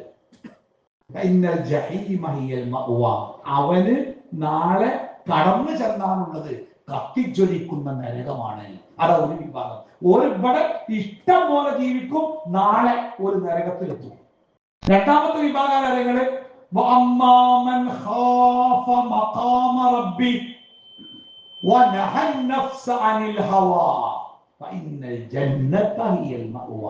അതാ രണ്ടാമത്തെ വിഭാഗം. എന്തായാലും ഏതൊരു കാര്യം ചെയ്യുമ്പോഴും അവന്റെ ഉള്ളിലൊരു തോന്നൽ, ഒരു ചിന്ത, ഈ കാര്യം ചെയ്തതിന്റെ പേരിൽ നാളെ പടച്ച റബ്ബിന്റെ മുമ്പിൽ ഞാൻ പോയി നിൽക്കുമ്പോൾ, അള്ളാഹുവിന്റെ ചോദ്യം ഉണ്ടാകുമ്പോൾ, ആ ചോദ്യത്തിന് ഞാൻ എന്ത് ഉത്തരം പറയും എന്ന ചിന്ത അവന്റെ മനസ്സിൽ എപ്പോഴും ഉണ്ടാവും. അതുകൊണ്ട് തന്നെ കാര്യങ്ങൾ ചെയ്യുമ്പോൾ ശരിയും തെറ്റും വേർതിരിച്ചു ചെയ്യാനുള്ള ഒരു മനക്കരുത്ത് അവൻ നേടിയിട്ടുണ്ടാകും. അവന് നാളെ കടന്നു ചെന്നാലുള്ള സ്ഥലം സ്വർഗമാണ്. രണ്ട് വിഭാഗമുണ്ട്. അപ്പോ ആദർശത്തിൽ ജീവിച്ചവർക്കാണ് സ്വർഗമുള്ളത്, അവർക്കേ സ്വർഗമുള്ളൂ. അതുകൊണ്ട് നമ്മുടെ കുട്ടികളെ എഞ്ചിനീയറാക്കാം, ഡോക്ടറാക്കാം, പൈസക്കാരനാക്കാം, അധ്യാപകനാക്കാം, അക്കൗണ്ടന്റ് ആക്കാം, ശാസ്ത്രജ്ഞനാക്കാം, എന്തും ആക്കാം. പക്ഷെ എന്താക്കുമ്പോഴും അടിസ്ഥാനപരമായി ആദർശമുള്ള ഡോക്ടറാവട്ടെ, ആദർശമുള്ള എഞ്ചിനീയർ ആവട്ടെ, ആദർശമുള്ള വക്കീലാവട്ടെ, ആദർശമുള്ളവനാവട്ടെ, അതായിരിക്കണം മാതാപിതാക്കളെ നമ്മുടെ ഒന്നാമത്തെ അജണ്ട കേട്ടോ. നമ്മുടെ കുടുംബം ആദർശമുള്ള കുടുംബമാവണം, അള്ളാഹുവിന് ജീവിതം സമർപ്പിക്കുന്ന കുടുംബമാവണം, റബ്ബിന്റെ മുമ്പിലെ നൃത്തത്തിനെ പേടിക്കുന്ന കുടുംബമാവണം, പരലോക ജീവിതം, പരലോക ചിന്ത ജീവിതത്തിലുള്ള കുടുംബമാവണം. അങ്ങനെയാകുമ്പോഴാണ് നമ്മുടെ കുടുംബം ഒരു ആദർശ കുടുംബമായി മാറുക. അങ്ങനെ ഒരാദർശ കുടുംബമായി മാറിക്കഴിഞ്ഞാൽ, ഇനി രണ്ടാമത്തെ വിഷയം, ഇന്ന് നമ്മുടെ കുടുംബ ജീവിതങ്ങളിൽ ഒരുപാട് വെല്ലുവിളികൾ നേരിടുന്നുണ്ട്. നമ്മളൊക്കെ നമ്മുടെ കുടുംബ ജീവിതത്തിൽ ഒരുപാട് വെല്ലുവിളികൾ. എന്താണ് പ്രധാന വെല്ലുവിളികൾ എന്നറിയോ? ബന്ധങ്ങൾക്ക് വിലയില്ലാതാവുക, പരസ്പര വിശ്വാസം നഷ്ടപ്പെടുക, കിട്ടേണ്ട സ്നേഹവും പരിഗണനയും കിട്ടാതെ വരിക, കുടുംബത്തിലുള്ളവർ തമ്മിലുള്ള സ്നേഹത്തെക്കാൾ ആ സ്നേഹം പുറത്തേക്ക് ചോർന്നു പോവുക, അത് മറ്റുള്ളവരിലേക്ക് പോവുക. ഇതൊക്കെ പുതിയ കാലത്തെ കുടുംബം നേരിടുന്ന ഏറ്റവും വലിയ വെല്ലുവിളികളാണ്. അതുകൊണ്ട് ഞാൻ എന്റെ സംസാരം അവസാനിപ്പിക്കുന്നതിന് ഒരു 15-20 മിനിറ്റിന്റെ മുമ്പിൽ ബാക്കിയുണ്ട്. ആ സമയത്ത് നമ്മുടെ കുടുംബം സ്വസ്ഥമായ ഒരു കുടുംബമാവാൻ നമ്മൾ ശ്രദ്ധിക്കേണ്ട ഏതാനും ചില കാര്യങ്ങൾ, ഞാൻ ഈ പറയുന്ന കാര്യങ്ങളൊക്കെ നിങ്ങൾക്ക് അറിയുന്ന കാര്യങ്ങൾ തന്നെയാണ്. പക്ഷെ ആ അറിയുന്ന കാര്യങ്ങൾ ഒന്നുകൂടി ഓർമ്മപ്പെടുത്തുമ്പോൾ, അത് ജീവിതത്തിന്റെ ഭാഗമാക്കി മാറ്റാനാകുമ്പോൾ, അത് നമുക്ക് വലിയ വലിയ സന്തോഷവും സമാധാനവും നൽകും. അതുകൊണ്ട് ഈ പറയുന്ന കാര്യങ്ങൾ കൂടി ഒന്ന് ശ്രദ്ധയോടുകൂടി കേൾക്കുക. അല്ലാഹു സുബ്ഹാനഹു തആല നമുക്ക് കുടുംബം എന്ന സംവിധാനം ഉണ്ടാക്കിയത് രണ്ട് കാര്യത്തിന് വേണ്ടിയാണ്. ഒന്ന്, നമ്മുടെ ജീവിതം സമാധാനപൂർണമാവാൻ, സമാധാനം ഉണ്ടാവാൻ. രണ്ട്, നമ്മുടെ ജീവിതം ധാർമ്മികതയിൽ ഊന്നിയ ജീവിതമാവാൻ. നമ്മളൊക്കെ പലരും പല തെറ്റുകളും ചെയ്യാത്തതിന്റെ കാരണം കാര്യങ്ങൾ കുടുംബത്തിന്റെ ഒരു പിടുത്താണ്. ഞാന് ചെയ്യാൻ പാടില്ല, എനിക്ക് പാപ്പിയും ഇമ്മയും പെണ്ണുങ്ങളും കുട്ടികളൊക്കെ ഉണ്ട്, ഞാനേ ചെയ്യാൻ പാടില്ല. ഈ പുളിക്കലി അങ്ങാടിക്ക് ഇറങ്ങിയാല് ആ കാണുന്ന ആൾക്കാരൊക്കെ എന്റെ ബാക്കിക്കാരാണ്. ധർമ്മത്തിന്റെ വഴിയിൽ ഉറച്ചു നിൽക്കാൻ നമുക്ക് വളരെ കരുത്ത് നൽകുന്നതാണ് നമ്മുടെ കുടുംബ ബന്ധം എന്ന് പറയുന്നത്. അതുകൊണ്ട് തന്നെ ഇസ്ലാം പഠിപ്പിച്ചത് രണ്ട് കാര്യങ്ങൾക്ക് വേണ്ടിയാണ് കുടുംബം. ഒന്ന്, സമാധാനം ഉണ്ടാവാൻ. രണ്ട്, ധാർമ്മികത കാത്തു സൂക്ഷിക്കാൻ. പക്ഷേ ഇത് രണ്ടും നമ്മുടെ കുടുംബത്തിൽ നിന്ന് കിട്ടാതെ വരുന്ന അവസ്ഥ ഉണ്ടാവുന്നുണ്ട്. പെരീക്കൾ ചെല്ലാൻ തോന്നാത്ത ആൾക്കാർ എന്റെ നാട്ടിലെ ഒരു വളരെ പ്രായം ചെന്ന, എന്നാൽ നാട്ടിലേറെ സ്ഥാനമാനങ്ങളൊക്കെ ഉള്ള ഒരാളുണ്ട്. എന്തെങ്കിലുമൊക്കെ കുടുംബ പ്രശ്നം ഉണ്ടാകുമ്പോ അയാളെ വീട്ടുമുറ്റത്താണ് അതിന്റെ മസ്ലഹത്ത് ഉണ്ടാവില്ല. അങ്ങനത്തെ ആളാ. ഒരിക്കൽ യശാ നിസ്കാരം കഴിഞ്ഞിട്ട് അദ്ദേഹം പള്ളിയുടെ തിണ്ണയിൽ ഇങ്ങനെ ഇരിക്കുക, എല്ലാവരും പോയിട്ടുണ്ട്, ഇദ്ദേഹം മാത്രം അവിടെ ഇരിക്കുക. പള്ളിയിലെ ലൈറ്റൊക്കെ ഓഫാക്കിയിട്ട് വാതിലടച്ചു പോകുന്ന പള്ളിയിലെ ജീവനക്കാരൻ ഇദ്ദേഹത്തോട് പലവട്ടം ചോദിച്ചു, പോണില്ലേ? ആ പോണം, കുറച്ച് കേട്ടെ. പക്ഷെ ഇയാൾ പോയാലല്ലേ ഇവര് ഗേറ്റ് പൂട്ടി പോകാൻ പറ്റുള്ളൂ. ഇയാൾ നാട്ടിലെ പ്രമാണിയായതുകൊണ്ടും പള്ളിയിലെ മുഖ്യനായതുകൊണ്ടും നമ്മൾ പൊയ്ക്കോളിന്ന് പറയാൻ വേണ്ടി പറ്റുന്നില്ല. അപ്പൊ ഇയാൾ പോകാൻ വേണ്ടി ഇങ്ങനെ കാത്തിക്ക. ഇടക്കിടക്ക് പോയി ചോദിച്ചു, നേരെ വൈകിട്ടില്ലേ, പോണ്ടേ? അപ്പോ ഒടുക്ക അയാൾ പറഞ്ഞേ, ഞാന് വീട്ടിക്ക് പോണില്ല, ഞാൻ വേറെ എങ്ങട്ടേലും കൊണ്ട് പോയാലോ എന്ന് വിചാരിക്കുകയാണ്. അത് പറയുമ്പോ അയാളെ ശബ്ദങ്ങളെ എടറിയിട്ടുണ്ട്. പള്ളിയിലെ പ്രഥമ പൗരനും നാട്ടിലെ പ്രമാണിയുമായ ഒരാള് പള്ളിയിൽ ബാത്റൂമും ഹൗസും ഒക്കെ കഴുകുന്ന ഒരു പാവം മനുഷ്യന്റെ മുമ്പിൽ തൊണ്ടയിടറി സംസാരിച്ചപ്പോ അയാളും ബേജാറായി. എന്താ ഇത് പറ്റിയത്? അപ്പൊ അയാൾ പറയണേ, എന്റെ വീട്ടുകാർക്ക് ഇപ്പൊ എന്നെ വേണ്ടാന്ന് എനിക്ക് ഇങ്ങനെ തോന്നുന്നുണ്ട്. ഇപ്പൊ എന്റെ വീട്ടില് എന്റെ ഭാര്യയും കുട്ടികളും മക്കളും പേരക്കുട്ടികളും ഒക്കെ കൂടിയിരുന്ന് നല്ല തമാശ പറഞ്ഞ് കളി പറഞ്ഞ് ചിരിച്ച് നല്ല സന്തോഷത്തിലേക്കാണ്. ഞാൻ ആ വീട്ടിലേക്ക് അങ്ങോട്ട് കയറി ചെല്ലോടുകൂടി അവരൊക്കെ പിരിഞ്ഞ് അവരുടെ മുറികളിലേക്ക് പോയി കുട്ടികളൊക്കെ കൊണ്ടുപോയി ഉറക്കം വരാത്ത കുട്ടികളെ ഉറക്കി അവർ നിശബ്ദതയിലേക്ക് കൂടണേ. അപ്പൊ എനിക്ക് ഇങ്ങനെ തോന്നാം, ഞാൻ എന്റെ വീട്ടിൽ വേണ്ടാത്ത ആളാണ്, അതുകൊണ്ട് എങ്ങോട്ടെങ്കിലും പോയാലോ അത് കുറെ ആയിട്ട് ആലോചിക്കുന്നത്. ഇപ്പം ആ ആലോചനയുടെ ശക്തി ഒന്ന് കൂടിയിട്ടുണ്ട്. ഇത് ഒരു മനുഷ്യന്റെ മാത്രം വർത്താനല്ല, ഇങ്ങനെ പറയുന്ന കുറെ ആൾക്കാരുണ്ട്. വീട്ടിൽ അവഗണിക്കപ്പെട്ടവരായി, വീട്ടിൽ ഒഴിവാക്കപ്പെട്ടവരായി, വീട്ടിലെ ഒരു കാര്യങ്ങളിലും പങ്കെടുക്കാൻ കഴിയാത്തവരായി, കേവലം വെറും നോട്ടക്കാരൻ മാത്രമായി മാറുന്ന ഒരുപാട് ആളുകൾ. ഞാൻ നേരത്തെ പറഞ്ഞല്ലോ, ഖത്തീബുമാരുടെ ചർച്ചയിൽ വീടുകളിൽ പീഡിപ്പിക്കപ്പെടുന്ന പുരുഷന്മാരെ കുറിച്ച് ചർച്ച വേണമെന്ന് പറഞ്ഞപ്പോ ഞാനൊക്കെ കുറിപ്പേരി, എന്താണ് ഈ പുരുഷന്മാരാണ്? നമ്മളെ പേരിൽ രാജാക്കന്മാരെ പോലെ ജീവിക്കല്ലേ, ഇതിനൊക്കെ ഏത് പുരുഷന്മാരാ ഈ വീട്ടിൽ പീഡിപ്പിക്കപ്പെടുന്നത്? അപ്പം ഇങ്ങനെ കുറേ ഉദാഹരണങ്ങൾ വന്ന് ഇങ്ങനെ ഒരുപാട് പീഡനങ്ങൾ. അപ്പോ രണ്ട് കാര്യങ്ങൾ ഇവിടെ ഇരിക്കുന്ന പുരുഷന്മാരോടും ഇവിടെ ഇരിക്കുന്ന സ്ത്രീകളോടും ഒരൊറ്റ കാര്യം കൂടി ഇതിന്റെ ഭാഗമായിട്ട് കൂട്ടിച്ചേർക്കാൻ ആഗ്രഹിക്കുക. ഒന്നാമതായിട്ട്, അല്ലാഹു സുബ്ഹാനഹു തആല ഒരു കുടുംബം എന്ന സംവിധാനം ഉണ്ടാക്കുന്നത് ഒരാണിനെയും പെണ്ണിനെയും ചേർത്തുകൊണ്ടാണ്. ഒരാണും പെണ്ണും കൂടിച്ചേരുമ്പോഴാണ് ഒരു കുടുംബം ഉണ്ടാകുന്നത്. ഇതിൽ ആണാണോ ശ്രേഷ്ഠൻ, പെണ്ണാണോ ശ്രേഷ്ഠ? രണ്ടു കണക്കാണ്. അള്ളാഹുവിന്റെ സൃഷ്ടികളാണ്, ഒരേ ആത്മാവിൽ നിന്ന് സൃഷ്ടിക്കപ്പെട്ടവരാണ്. ആണ് നിസ്കരിച്ചാലും പെണ്ണ് നിസ്കരിച്ചാലും അള്ളാഹുവിന്റെ അടുക്കൽ ഒരേ പ്രതിഫലമാണ്.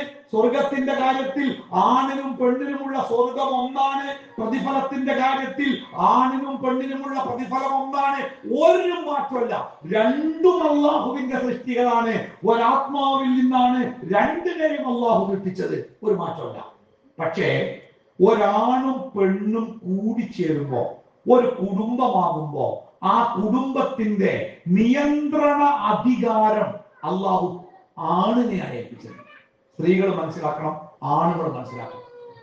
അതൊരു അടിച്ചേൽപ്പിക്കലല്ല. ഒരാളെ ചവിട്ടി മതിച്ച് അയാൾക്കുമേൽ അധികാരം സ്ഥാപിക്കുന്ന ഏർപ്പാടല്ല. മലയാളത്തില് ഭാര്യ ഭർത്താവ് എന്നൊക്കെ പറഞ്ഞാല് ഭർത്താവ് ഭരിക്കേണ്ടവനും ഭാര്യ ഭരിക്കപ്പെടേണ്ടവളുമാണ് എന്നൊക്കെയാണ് ഡിക്ഷണറിയുടെ അർത്ഥങ്ങൾ. പക്ഷെ അത് ഇസ്ലാമിൽ അങ്ങനെയല്ലല്ലോ. ഇസ്ലാമിൽ സൗജ് എന്ന പ്രയോഗം. എന്താ സൗജ് എന്ന് പറഞ്ഞാല്? ഇണ എന്നാണ് അർത്ഥം. ഇണ, ഒന്നിനെ മറ്റൊന്നിൽ നിന്ന് വേർതിരിക്കാൻ പറ്റാത്ത കൂടിച്ചേരുന്നതാണ് ഇണകൾ. ഭാര്യയും ഭർത്താവും ഇണകളാണ്. സൗജ്, സൗജത്ത്, ഇണ എന്നാണ് ആ വാക്കിന്റെ അർത്ഥം. ആ ഇണകളായി രണ്ടുപേരെയും ചേർത്ത് വെക്കുമ്പോ ആ ഇണകളായി ചേർത്ത് വെക്കുന്ന ആ രണ്ടാളുകളിൽ ഒരാൾക്ക് അധികാരത്തിന്റെ ഒരു ഭാരം അള്ളാഹു നൽകി. അത് പുരുഷനാണ് നൽകിയത്. അത് നൽകാനുള്ള കാരണം എന്താ അറിയോ? ആ പുരുഷനാണ് ആ ഉത്തരവാദിത്തം ഏറ്റെടുക്കാനുള്ള ശാരീരികവും മാനസികവുമായ സൃഷ്ടിപ്പിന്റെ പ്രത്യേകത അള്ളാഹു കൊടുത്തത് ആണിനാണ്. ഒരു പെണ്ണ്, ഞാൻ ആണിനെ പോലെ ജീവിച്ചു, ഒന്നിനും പോലെ. പണ്ട് കോട്ടയം ടൗണിലെ രാത്രി സ്ത്രീകളൊക്കെ പാടെ പുറത്തിറങ്ങിയിട്ട് അവരുടെ പ്രഖ്യാപനം, ഈ കുറെ ഫെമിനിസ്റ്റുകൾ, ഞങ്ങളും ആണുങ്ങൾ തമ്മിലുള്ള വ്യത്യാസം, ഞങ്ങൾ മനുഷ്യന്മാരാണ്, നിങ്ങൾ മനുഷ്യന്മാർ, അതുകൊണ്ട് ഞങ്ങൾ ഇനി 1 മണി 2 മണിക്ക് ഞങ്ങളും ഭക്ഷണത്തിലൂടെ നടക്കും. ഒരു നടന്ന് കുറച്ചു കാലത്തേക്ക് വഴങ്ങി, ഇരുട്ടായി, വീട്ടിൽ പോണം. അപ്പോഴാ പേടിയായത്. അപ്പൊ എല്ലാവരും പേടി, നിങ്ങളൊന്ന് വരുമോ, ഞാൻ നമ്മളെ ബസ് സ്റ്റാൻഡിന്റെ അവിടെ ഉണ്ട്, വീട്ടിലേക്ക് പോരാനാണ്. എന്താ, ഈ ലോകത്ത് ഏതൊരു പെണ്ണിന്റെയും ധൈര്യം തരങ്ങൾ ഓടെ കൂടെയുള്ള ഒരാണെ കാണും. അവളുടെ കൂടെയുള്ള ഒരാണിന്റെ പിൻബലത്തിലാണ് ലോകത്തിലെ ഏതൊരു പെണ്ണിന്റെയും ധൈര്യം. സംശയമൊന്നുമില്ല. കാരണം അത് അവര് മോശമായത് കൊണ്ടോ ആണ് കൂടുതൽ നന്നായത് കൊണ്ടോ അല്ല. അള്ളാഹു ശാരീരികമായ രൂപഭാവം അങ്ങനെ കൊടുത്ത്. അതുകൊണ്ട് ഒരു കുടുംബത്തിന്റെ തലവൻ എന്ന് പറയുന്നത് ആണാണ്. ചില വീട്ടിലൊക്കെ മടിയന്മാരായ ആണുങ്ങളെ ആ ഉത്തരവാദിത്തം നിർവഹിക്കാൻ മടി കാണിച്ചിട്ട് അത് ഈ പാവം പെണ്ണിന്റെ തലയിൽ വെച്ച് കെട്ടും. കുടുംബം നോക്കേണ്ട ചുമതല കൂടി പെണ്ണിന്. നല്ല സുഖ. ഞാൻ കണ്ടിരുന്ന ചില ആൾക്കാരെ, നിങ്ങൾ എന്തിനാ വണ്ടിപ്പയന്, അതൊക്കെ 100 റുപ്യ പെണ്ണുങ്ങളെ ഏൽപ്പിച്ചാല് ഓര് ചെയ്യൂലേ, നമ്മൾ എവിടെയെങ്കിലും വർത്താനം പറഞ്ഞിരുന്നാ പോലെ. ഓർക്കൊന്ന് ആശുപത്രി കൊണ്ടുപോകൽ പെണ്ണ്, കല്യാണത്തിന്റെ കാര്യങ്ങള്, വീട്ടിലെ കാര്യങ്ങള്, എല്ലാം വീട്ടിലെ സ്ത്രീ. ഇവന്റെ പണി ആകെ എന്തായാലോ പൈസ ഉണ്ടാക്കിയാണ്ട് ഓര് ചോദിക്കുന്ന പൈസ കൊടുക്കുക, ബാക്കിയൊക്കെ ഓര് ചെയ്തോളുന്ന. എന്നിട്ട് ഇവൻ സ്വസ്ഥമായിട്ട് ഇങ്ങനെ ജീവിക്കുക. അതായത് ഒരാള് ഒരു മോട്ടിവേറ്ററുടെ പ്രസംഗത്തില് അയാൾ തമാശ പറയുന്നുണ്ട്. തമാശ കേട്ടോ. അയാൾ പറഞ്ഞല്ലോ, എന്റെ വീട്ടിലെ കാര്യങ്ങള് ഞാനും എന്റെ ഭാര്യയും തമ്മിൽ പകുത്തിട്ടുണ്ട്. ചില കാര്യങ്ങൾ ഞാനും ചില കാര്യങ്ങൾ ഓള്. അതെന്താണ്, എന്റെ വീട്ടില് കുട്ടിയൊക്കെ അസുഖമാകുമ്പോ ആശുപത്രി കൊണ്ടുപോകുന്നത് എവിടെയാണ്, മോളെ കല്യാണത്തിന് സ്വർണം വാങ്ങേണ്ടത് എങ്ങനെയാണ്, വീട്, ഇങ്ങനത്തെ ചെറിയ കാര്യങ്ങളൊക്കെ ഭാര്യ ചെയ്യാം. കുട്ടികളെ സ്കൂൾ പറഞ്ഞയക്കുന്നത്, ഓലെ കോളേജിൽ ചേർക്കുന്നത്, ഓലെ ആശുപത്രി കൊണ്ടുപോകുന്നത്, വീട്ടിലെ മെയിൻ്റനൻസ്, ഇങ്ങനത്തെ ചെറിയ കാര്യങ്ങളൊക്കെ ഭാര്യ ചെയ്യേണ്ടത്. അപ്പൊ നിങ്ങൾ എന്താ ചെയ്യേണ്ടത്? ഞാൻ വലിയ കാര്യം എന്താണ്, അത് ഇസ്രായേൽ ഫലസ്തീൻ യുദ്ധം അവസാനിപ്പിക്കണോ, റഷ്യ ഉക്രൈനിൽ ബോംബിടുന്നത് നിർത്തണം, അമേരിക്കയിൽ ആരാ പ്രധാനമന്ത്രി ആവേണ്ടത്, ഇതൊക്കെ ഞാൻ തീരുമാനിക്കും. ആശുപത്രി കൊണ്ടുപോകല്, കുട്ടികളെ കെട്ടിക്കല്, കല്യാണം കഴിക്കല്, അതിന് പൈസ ഉണ്ടാക്കല്, വീടുണ്ടാക്കല്, ഇങ്ങനത്തെ ചെറിയ കാര്യമൊക്കെ ഭാര്യനെ ഏൽപ്പിച്ചിരുന്നതാണ്. അങ്ങനത്തെ ചില ആൾക്കാരുണ്ട്. അതൊക്കെ അപകടമുണ്ട്. എന്താ പറയുക, നമ്മൾ പണം കൊടുത്തിട്ട് ആ പണം കൊണ്ട് വീട് സഞ്ചരിക്കുന്ന ഒരു അവസ്ഥക്കാരുണ്ടാവുക. പക്ഷെ കുറച്ചു കഴിയുമ്പോ നമ്മൾ കൊടുക്കുന്ന പണത്തെക്കാൾ പണം നമ്മുടെ മക്കളിലൂടെ ആ വീട്ടിലെത്തുമ്പോ പണത്തിന് വേണ്ടി നമ്മളെ ആശ്രയിക്കേണ്ടാത്ത ഒരവസ്ഥ ആ വീട്ടിലുണ്ടാകുമ്പോ ആ വീട്ടിലെ ഗ്രഹനാഥൻ പുറന്തള്ളപ്പെടും.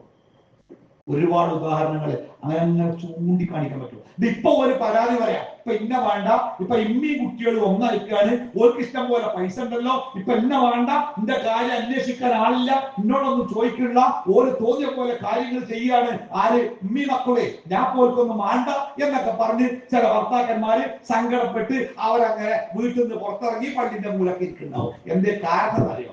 ചെയ്യേണ്ട ദൗത്യം നിർവഹിച്ചിട്ടുണ്ട. ഒരു വീടിന്റെ ചുമതല, ഒരു കുടുംബത്തിന്റെ ചുമതല ഒരാണിനെയാണ് അള്ളാഹു ഏൽപ്പിച്ചത്. ആ കുടുംബത്തിന്റെ ചുമതല ആ ആണ് തന്നെ നിർവഹിക്കണം. അത് അയാളുടെ ഉത്തരവാദിത്തമാണ്. ആണാക്കിയതിന്റെ അള്ളാഹ് പറഞ്ഞില്ലേ, അള്ളാഹു ആണിനെ പെണ്ണിനേക്കാൾ ഒരു പദവി ഉയർത്തിയിട്ടുണ്ട്. അതിന്റെ കാരണം എന്താ? മൂക്കിന്റെ താഴെയുള്ള രോമമല്ല. അതിന് കാരണം പറഞ്ഞാലോ, ആ കുടുംബത്തിന്റെ സംരക്ഷണവും അതിന്റെ ഉപജീവനവും ആണിന്റെ ചുമതലയായതുകൊണ്ട്.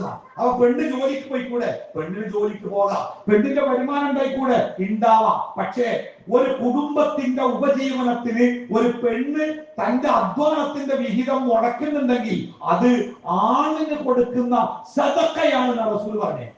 എങ്ങനെ? കുടുംബം നോക്കേണ്ട ആണാ. ഏതെങ്കിലും ഒരു പെണ്ണ് പണിക്ക് പോയിട്ട് ഓളെ വരുമാനം ഈ കുടുംബത്തിന്റെ ചെലവിലേക്ക് ഓള് തരുന്നുണ്ടെങ്കിലേ അത് മാസാമാസം അവളുടെ സദഖ വാങ്ങുന്നതാണ് എന്നാണ് പ്രവാചകൻ നമ്മളെ പഠിപ്പിച്ചത്. കാരണം ഉത്തരവാദിത്വം ആണിൻ്റെതാണ്. ആ ഉത്തരവാദിത്വത്തിൽ നിന്നും ഒഴിഞ്ഞു മാറി അമിതമായ സ്വാതന്ത്ര്യം ആഘോഷിക്കാൻ വേണ്ടി കുടുംബത്തിന്റെ ഉത്തരവാദിത്വത്തിൽ നിന്ന് ഒഴിഞ്ഞു മാറിയാൽ ഒരു കാലത്ത് ആരോരുമില്ലാത്തവരായി, ആർക്കും വേണ്ടാത്തവരായി നമ്മൾ മാറും.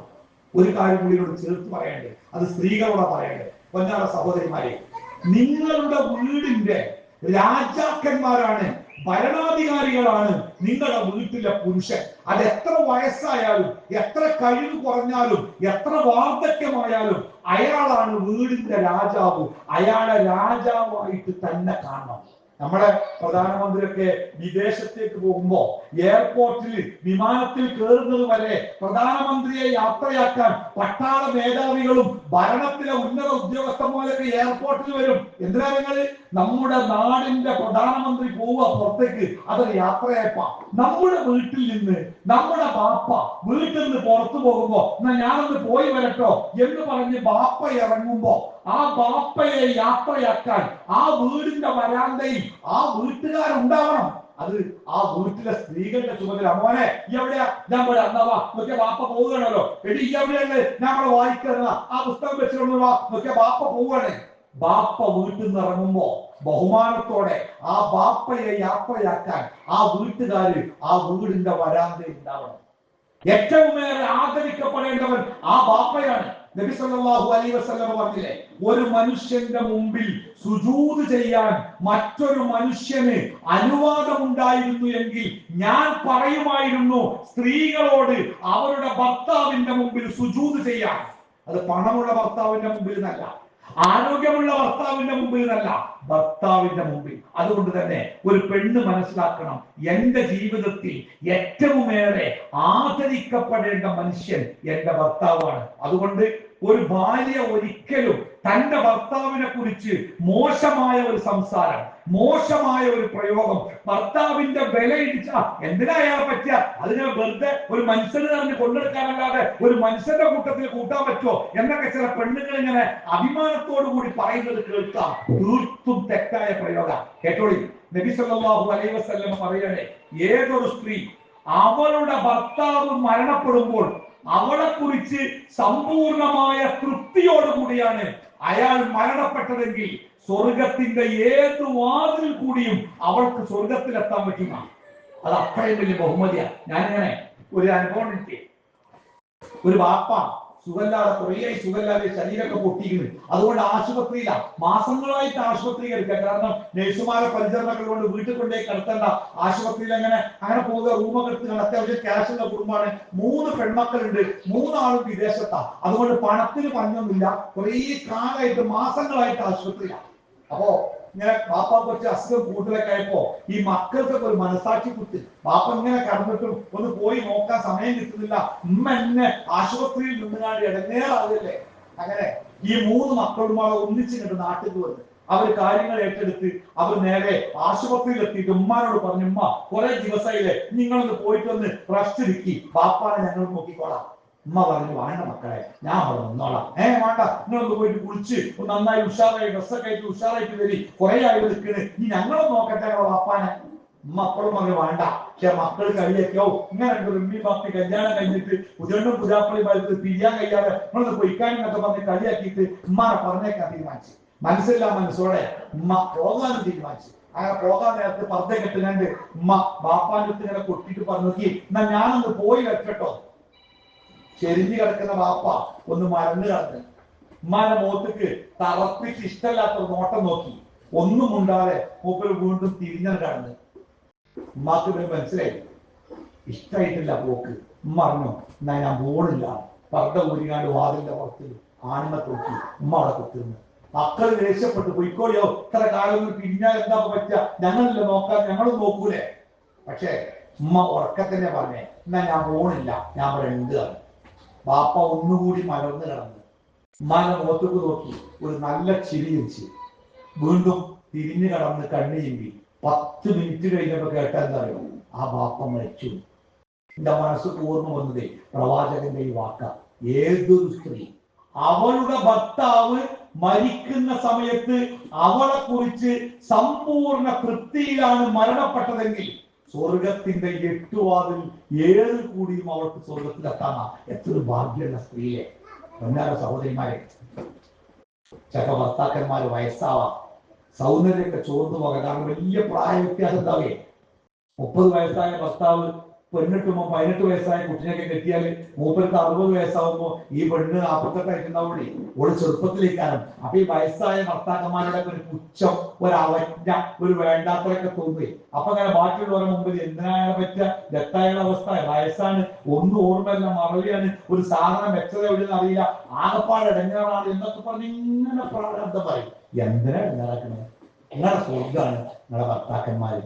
ആ പരിഗണന, ആ സ്നേഹം, നിങ്ങൾ എന്തൊക്കെ, നിങ്ങൾക്ക് എത്ര മക്കൾ ഉണ്ടായിക്കോട്ടെ, മക്കൾ എത്ര ഉയർന്ന സ്ഥാനത്താവട്ടെ, ഭാര്യയും ഭർത്താവും ഒന്നായി നിൽക്കണം.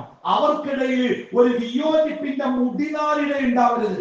റസൂൽ പറഞ്ഞില്ലേ, ഭാര്യയും ഭർത്താവും തമ്മിൽ പിണങ്ങിയാൽ അത് അവരുടെ കിടപ്പറയിൽ മാത്രമേ അറിയാവുന്ന. ബെഡ്റൂമിലൊക്കെ തെറ്റിയാൽ അങ്ങോട്ടും ഇങ്ങോട്ടും മാറിയൊക്കെ കിടക്കാം. പക്ഷെ ബെഡ്റൂമിന്റെ പുറത്തിറങ്ങിയാല് നിങ്ങൾ തമ്മിൽ തെറ്റുണ്ടെന്ന് മൂന്നാമത്തെ ഒരാൾ അറിയാൻ പാടില്ല. അത്ര കൃത്യമായിട്ട് കാര്യങ്ങൾ കൈകാര്യം ചെയ്യണം. ബാപ്പിന്മിൽ തെറ്റിയ വീട്ടിലെ മക്കളെ അവസ്ഥകൾ ആലോചിച്ചോ വേണ്ടി. ബാപ്പിന്മിൽ തെറ്റിയ വീട്ടിൽ ജീവിക്കുന്ന മക്കളെ അവസ്ഥ പരിതാപകര. ഞാനൊരു സ്ഥാപനം നടത്തുന്ന ആളാ. അവിടെ വരുന്ന പല മക്കളിലും വലിയ വലിയ സ്വാഭാവികപരമായ ചില വലിയ വേണ്ടാത്തരങ്ങൾ കാണുമ്പോൾ നമ്മൾ ആ മക്കളെ കൗൺസിലിംഗിന് വിധേയമാക്കുമ്പോൾ എന്തുകൊണ്ടാണ് ഇവർ സ്വഭാവത്തിന്റെ കാര്യത്തിൽ ഇത്രമാത്രം വ്യത്യസ്തരാകുന്നത് എന്ന് പരിശോധിക്കുമ്പോൾ നമുക്ക് കിട്ടുന്ന ആദ്യത്തെ മറുപടിയിൽ ഒന്നെന്താ, അകന്നു നിൽക്കുന്ന മാതാപിതാക്കളുടെ മക്കളാണെന്നാണ്. ബാപ്പി നീ ഒറ്റക്കെട്ടാണോ, കുട്ടികളെ ഒരു പരിധി വരെ നിയന്ത്രിക്കാൻ പറ്റും. ഓര് വേറെ വേറെയാണ്. ബാപ്പ എന്തേലും പറഞ്ഞാല് ഉമ്മ കുട്ടികളെ കൂടെ, ഉമ്മ എന്തേലും പറഞ്ഞാല് ബാപ്പ കുട്ടികളെ കൂടെ. കുട്ടികൾക്ക് നല്ല സുഖ.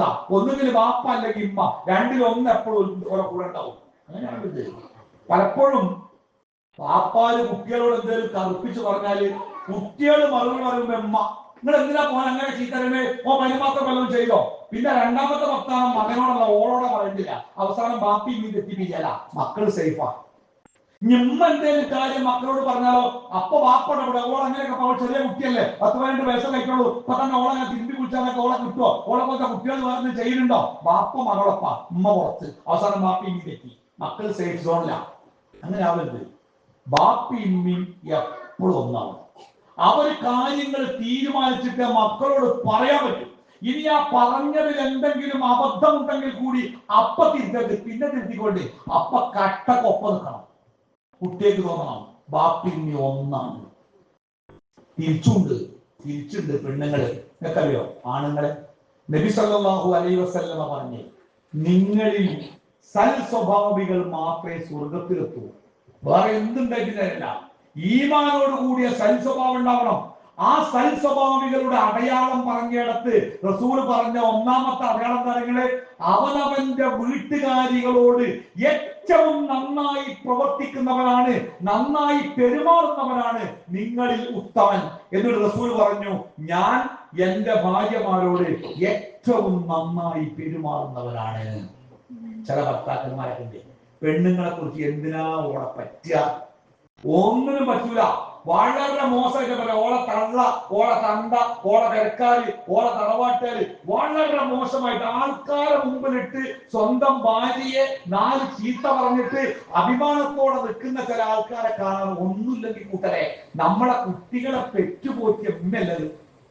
ഒരു പ്രസവമൊക്കെ 10 മാസം പൂർത്തിയായി അത് പ്രസവിച്ച് ആ കുട്ടിയെ പോറ്റി വലുതാക്കണ്ടല്ലോ, അത് മാത്രം മതി ഒരു സ്ത്രീയെ നമ്മൾ ആദരിക്കാനും ബഹുമാനിക്കാനും. അത് മാത്രം മതി. അതുകൊണ്ട് തന്നെ സ്ത്രീകളോട് ഏറ്റവും നന്നായി പെരുമാറുന്നവനാണ് സൽസ്വഭാവി എന്നാണ് നബി സല്ലല്ലാഹു അലൈഹി വസല്ലം പഠിച്ചത്. നിങ്ങൾ സൽസ്വഭാവിയാണോ എന്ന് സർട്ടിഫിക്കറ്റ് തരുന്നത് പഞ്ചായത്ത് പ്രസിഡന്റോ മെമ്പർമാരോ അല്ല, നിങ്ങളുടെ ഭാര്യയിൽ നിന്ന് കിട്ടണ്ടേ. കാരണം നിങ്ങൾ ഏറ്റവും സൽസ്വഭാവത്തോടു കൂടി പെരുമാറേണ്ടത് നിങ്ങളുടെ ഭാര്യയോടാണ് എന്ന് പഠിപ്പിച്ച മതം നമ്മുടെ മതം. ഒന്നിനേക്കൂല. പല വീടുകളിലും പെൺകുട്ടികളുടെ ജീവിതം, സ്ത്രീകളുടെ ജീവിതം നരകതുല്യമാണ്. മിണ്ടാൻ പോലും അനുവാദമില്ലാത്ത, വീട്ടിലെ ഒരു കാര്യത്തിൽ തീരുമാനമെടുക്കാൻ അനുവാദമില്ലായി ഇടപെടണ്ട പോണത് കൊലയമ കുത്തുന്നതാണ്ട്. അവനവന്റെ മക്കളുടെ കല്യാണക്കാരിയൊക്കെ തീരുമാനിക്കുമ്പോ വാതിൽക്കെന്ന് ഉമ്മ പറയും, നോക്കി അങ്ങനെ വേണ്ടട്ടോ. ഒരു നോട്ടം പിന്നെ ഒരു ഒച്ച കേട്ടിട്ടുണ്ടെങ്കിൽ ഉള്ളിൽ പോയിട്ട് വാതിലടച്ചിട്ട് ഒറ്റ കൊടുക്കും. ഇരിക്കവിടെ ആണുങ്ങൾ വർത്തമാനം പറയണത്തോളം വർത്താനം അല്ലേ, നിശബ്ദം. നമ്മുടെ കോളേജിൽ പഠിക്കുമ്പോഴേ ഡിഗ്രി ക്ലാസ്സിൽ പഠിക്കുന്ന ഒരു കുട്ടിക്ക് കല്യാണം, നല്ല പഠിക്കുന്ന കുട്ടിയാണ്. പക്ഷെ കല്യാണം വന്നത് നല്ല കുടുംബത്തിൽ നിന്നാണ്, നല്ല പയ്യനാണ്, മാതാപിതാക്കൾ ഉഷാറാണ്. അപ്പൊ അവര് നേരത്തെ ഈ കുട്ടി കണ്ടീഷൻ പറഞ്ഞിരുന്നു, എന്നെ പഠിപ്പിക്കണം. ഒരു വീട്ടിൽ ബാപ്പ പറഞ്ഞ് സമ്മതിച്ചില്ല. അപ്പോൾ ആ ബാപ്പ നമ്മുടെ സഹായം ചെയ്ത്, സാർ നിങ്ങളൊന്ന് പറയും. ഞാൻ ആ കുട്ടിയോട് സംസാരിച്ചത് ആ കുട്ടി പറഞ്ഞു, പഠിപ്പിക്കണം എന്ന് ഉറപ്പുണ്ടെങ്കിൽ, എന്നെ പഠിപ്പിക്കുന്ന ഉറപ്പുണ്ടെങ്കിൽ ഞാൻ ബാപ്പ പറഞ്ഞ കല്യാണത്തിന് സമ്മതിക്കണം. ഞാൻ ഈ ആൺവീട്ടുകാരോട് സംസാരിച്ചു. അവർ പറഞ്ഞു, പഠിപ്പിനെ പറ്റി ഞങ്ങൾക്കൊക്കെ നല്ല ബോധമുണ്ട്, ഞങ്ങളുടെ കുടുംബത്തിൽ കുറെ ഉദ്യോഗസ്ഥന്മാരുണ്ട്, അതുകൊണ്ട് എത്ര വേണമെങ്കിലും പഠിപ്പിക്കാൻ ഞങ്ങൾ റെഡിയാണ്. കല്യാണം കഴിഞ്ഞു വീട്ടിൽ ചെന്ന് 2-3 ദിവസത്തിന്റെ ഇടയ്ക്ക് തന്നെ ഉമ്മ പറയാൻ തുടങ്ങി, ഞങ്ങൾക്ക് അങ്ങനെ പഠിപ്പിച്ച് ഡിഗ്രി എടുക്കാനും ജോലി ചെയ്യാനും ഞങ്ങളെ കയ്യിലാർക്കും താല്പര്യമല്ല, കെട്ടിക്കൊടുത്തത് വീട്ടിൽ നിൽക്കാനെന്നൊക്കെ പറഞ്ഞ് ആ പഴയ വേദാന്തം. മാത്രമല്ല 2 മാസം കൊണ്ട് ആ സ്ത്രീ ഗർഭിണിയായി, ആ കുട്ടി. പിന്നെ പ്രാരാബ്ധത്തിന്റെ വേറെ ജീവിതം. എന്നിട്ട് ഒരു കുട്ടി ജനിച്ചപ്പോ ആ ചെറിയ കുട്ടിയെ താങ്ങിപ്പിടിച്ചൊരിക്കെ ആ കുട്ടി കോളേജിൽ വന്നിട്ട് കൂടെ പഠിക്കുന്ന കുട്ടികളോട് പറഞ്ഞേ, ഒരു കാരണവശാലും ഒരാണിനെയും വിശ്വസിക്കാൻ കേട്ടോ, പരമാവധി കല്യാണം വേണ്ട വേണ്ട എന്ന് പറഞ്ഞ് ജീവിച്ചോളി. എത്ര നിങ്ങൾ വൈകി കല്യാണം കഴിക്കുന്നോ അത്രയും കാലം നിങ്ങൾക്ക് സുഖമായി ജീവിക്കാം. കല്യാണം കഴിച്ച കഴിഞ്ഞു മക്കളെ. ആ പെൺകുട്ടി അനുഭവം കൊണ്ടാ പറഞ്ഞേ. അതുകൊണ്ട് തന്നെ ക്ലാസ്സിലെ മറ്റു കുട്ടികളൊക്കെ കല്യാണത്തിൽ നിങ്ങളെ ചവിട്ടി പിടിച്ച് നിൽക്കും, അല്ലേ? പക്ഷെ ആണുങ്ങൾ മനസ്സിലാക്കണം, ഒരു സ്ത്രീ നമ്മുടെ ജീവിതത്തിലേക്ക് കടന്നു വരുമ്പോൾ ആ സ്ത്രീയെ ലോകത്തിന്റെ മേൽ മറ്റാരെക്കാളേറെ സ്നേഹിക്കുക എന്ന ഉത്തരവാദിത്വത്തോടു കൂടിയാണ് നമ്മൾ ആ സ്ത്രീയെ സ്വീകരിക്കുന്നത്. നിങ്ങൾക്കറിയോ, നബി സല്ലല്ലാഹു അലൈഹി വസല്ലം മരിക്കുമ്പോ നബിയുടെ വയസ്സെത്രങ്ങൾ 63 കഴിഞ്ഞു. അന്ന് പ്രവാചകന്റെ ഭാര്യമാരിൽ ഏറ്റവും ചെറുപ്പക്കാരിയായ ആയിഷ ബീവിയുടെ പ്രായത്തിലേറെകൾ 18 +2 പ്രായം, അല്ലേ? പ്രവാചകൻ മരിക്കുന്നതിന്റെ മണിക്കൂറുകൾക്ക് മുമ്പുണ്ടായ ഒരു സംഭവമുണ്ട്. പ്രവാചകനെ കാണാൻ വേണ്ടി ആൾക്കാർ ഇങ്ങനെ വന്ന കൂട്ടത്തില് ആയിഷ ബീവിന്റെ ആങ്ങള അബ്ദുറഹ്മാനും വന്നു. ഈ അബ്ദുറഹ്മാന്റെ കീശയിൽ പല്ല് തേക്കുന്ന ഒരു അറാഖിന്റെ കഷ്ണം, മരക്കഷ്ണേ അതിന്റെ അത് കണ്ടപ്പോ റസൂലുള്ളാഹി ഇവക്കിങ്ങനെ നോക്കി. അപ്പൊ അബ്ദുറഹ്മാന് തോന്നി ഇത് പ്രവാചകൻ ആഗ്രഹിക്കുന്നുണ്ട്. ഉടനെ അബ്ദുറഹ്മാൻ അത് കീശയിൽ എടുത്തിട്ട് പ്രവാചകന്റെ കയ്യിൽ കൊടുത്തു. പ്രവാചകൻ തന്റെ തളർന്ന കൈകൾ കൊണ്ട് അത് വാങ്ങി. ആ സാധനം കൊണ്ട് പല്ല് വെക്കണമെങ്കിലേ അതിന്റെ തലഭാഗം കടിച്ച് ചവച്ച് സോഫ്റ്റ് ആക്കണം, ഇല്ലെങ്കിൽ വല്ല കല്ലുകളൊക്കെ കുത്തിയിട്ട് പതുപതുത്താക്കണം, എന്നാലേ പല്ലേക്കാൻ പറ്റുള്ളൂ. പ്രവാചകന് രണ്ടിനും വയ്യ, അത്ര തളർന്ന് കിടക്കുക. പ്രവാചകൻ ആയിഷ ബീവിന്റെ മുഖത്ത് കുതി നോക്കി. ആയിഷ റളിയല്ലാഹു അൻഹാ അത് വാങ്ങിയിട്ട് തന്റെ വായിലിട്ടിട്ട് കടിച്ച് നന്നായി ചവച്ചിട്ട് അത് സോഫ്റ്റ് ആക്കിയിട്ട് അതിൽ പറ്റിപ്പിടിച്ച തന്റെ ഉമിനീര് കഴുകാൻ വേണ്ടി ശ്രമിച്ചപ്പോ പ്രവാചകൻ സ്വല്ലല്ലാഹു അലൈഹി വസല്ലമ അത് കഴുകാതെ തന്നെ തന്റെ കയ്യിലേക്ക് പിടിച്ചു വാങ്ങി. എന്നിട്ട് ആയിഷ ബീവിയുടെ ഉമിനീര് കൊണ്ട് നനഞ്ഞ ആ അറാക്ക് സ്വന്തം വായിലേക്ക് വെച്ച് പ്രവാചകൻ ദുർബലമായ കൈകൾ കൊണ്ട് പതുക്കെ ഇങ്ങനെ ചലിപ്പിക്കാൻ തുടങ്ങി. ആയിഷ ബീവിയുടെ ശരീരത്തില് എന്താ പറയാ, ഒരു വിദ്യുത് പ്രവാഹം പോലെ എന്തേത്, തന്റെ വായിലെ ഉമിനീര് പ്രവാചകന്റെ വായിലെ ഉമിനീരുമായി കൂടിച്ചേർന്ന ആ മുഹൂർത്തമല്ലോ, അതിനെപ്പറ്റി പിന്നെ ആയിഷ ബീവി ഇടക്കിടക്ക് പറയാറുണ്ട്, എന്റെ ഉമിനീര് പ്രവാചകന്റെ ഉമിനീരുമായി കൂടിച്ചേർന്ന ആ സമയം അത് ജീവിതത്തിൽ എനിക്ക് മറക്കാൻ പറ്റാത്ത അനുഭവമാണ്. 18 വയസ്സുള്ള പെണ്ണ്, 63 കഴിഞ്ഞ ഭർത്താവ്, ആ പ്രണയത്തിന്റെ ബന്ധത്തിന്റെ ഒരു ശക്തി നോക്കൂ നിങ്ങൾ. അതാണ് ഇസ്ലാമിൽ ഭാര്യ ഭർത്താക്കന്മാർ തമ്മിലുള്ള പ്രണയം. കേസ് കേട്ടെ, എന്താ നിങ്ങള്, ഒരു പെൺകുട്ടിയെ കല്യാണം കഴിച്ച് 2 മാസം തികഞ്ഞില്ല, അപകടത്തിൽ ഭർത്താവ് മരിച്ചു. ഇദ്ദേഹയുടെ സമയമൊക്കെ കഴിഞ്ഞപ്പോ പെൺവീട്ടുകാര് പെൺകുട്ടിയെ കല്യാണം കഴിക്കാൻ വേണ്ടി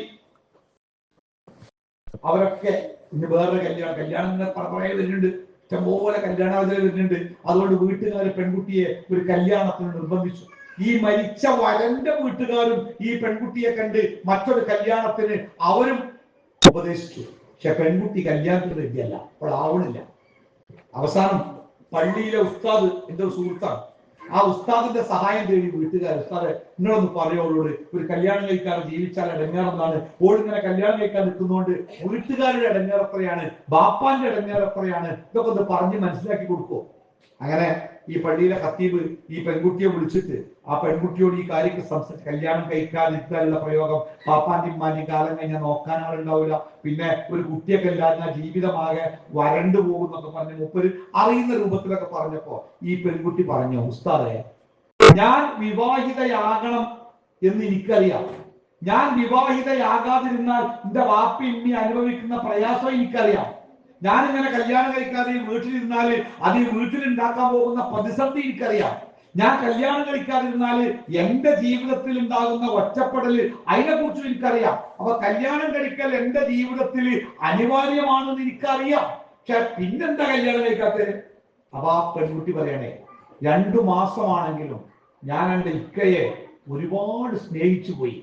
അതുകൊണ്ട് ഞാൻ നാളെ മരിച്ച് അള്ളാഹുവിന്റെ സ്വർഗത്തിലെത്തുമ്പോ എന്റെ ആ ഇക്കയെ തന്നെ എന്റെ ഭർത്താവായി കിട്ടുമെന്ന് നിങ്ങൾ എനിക്ക് ഉറപ്പ് തരുമെന്ന് ചോദിച്ചു. അത്രമേൽ 2 മാസം കഴിഞ്ഞിട്ടില്ല. ആ ചെറിയ ബന്ധം കൊണ്ട് തന്റെ അനശ്വരമായ ജീവിതത്തിൽ തന്റെ ജീവിതത്തിന്റെ ഭാഗമാവാൻ ആ ചെറുപ്പക്കാരൻ തന്നെ വേണമെന്ന് ഒരു പെൺകുട്ടി ആഗ്രഹിത്തക്ക വിധമുള്ള ഒരു ഹൃദയബന്ധം. ആ ബന്ധമാവണം കേട്ടോ.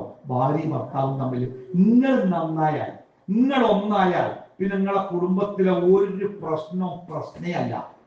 മക്കളെ നിയന്ത്രിക്കാൻ, അവരെ വരച്ച വരയിലേക്ക് കൊണ്ടുവരാൻ, അവരെ ഉണർത്താൻ ഒക്കെ നിങ്ങൾ തമ്മിലുള്ള ബന്ധം അനിവാര്യമാണ്. അതുകൊണ്ട് തന്നെ ഒരിക്കലും ഭാര്യമാർ ഭർത്താക്കന്മാരെ പുച്ഛിക്കരുത്, അവഗണിക്കരുത്, തള്ളിക്കളയരുത്.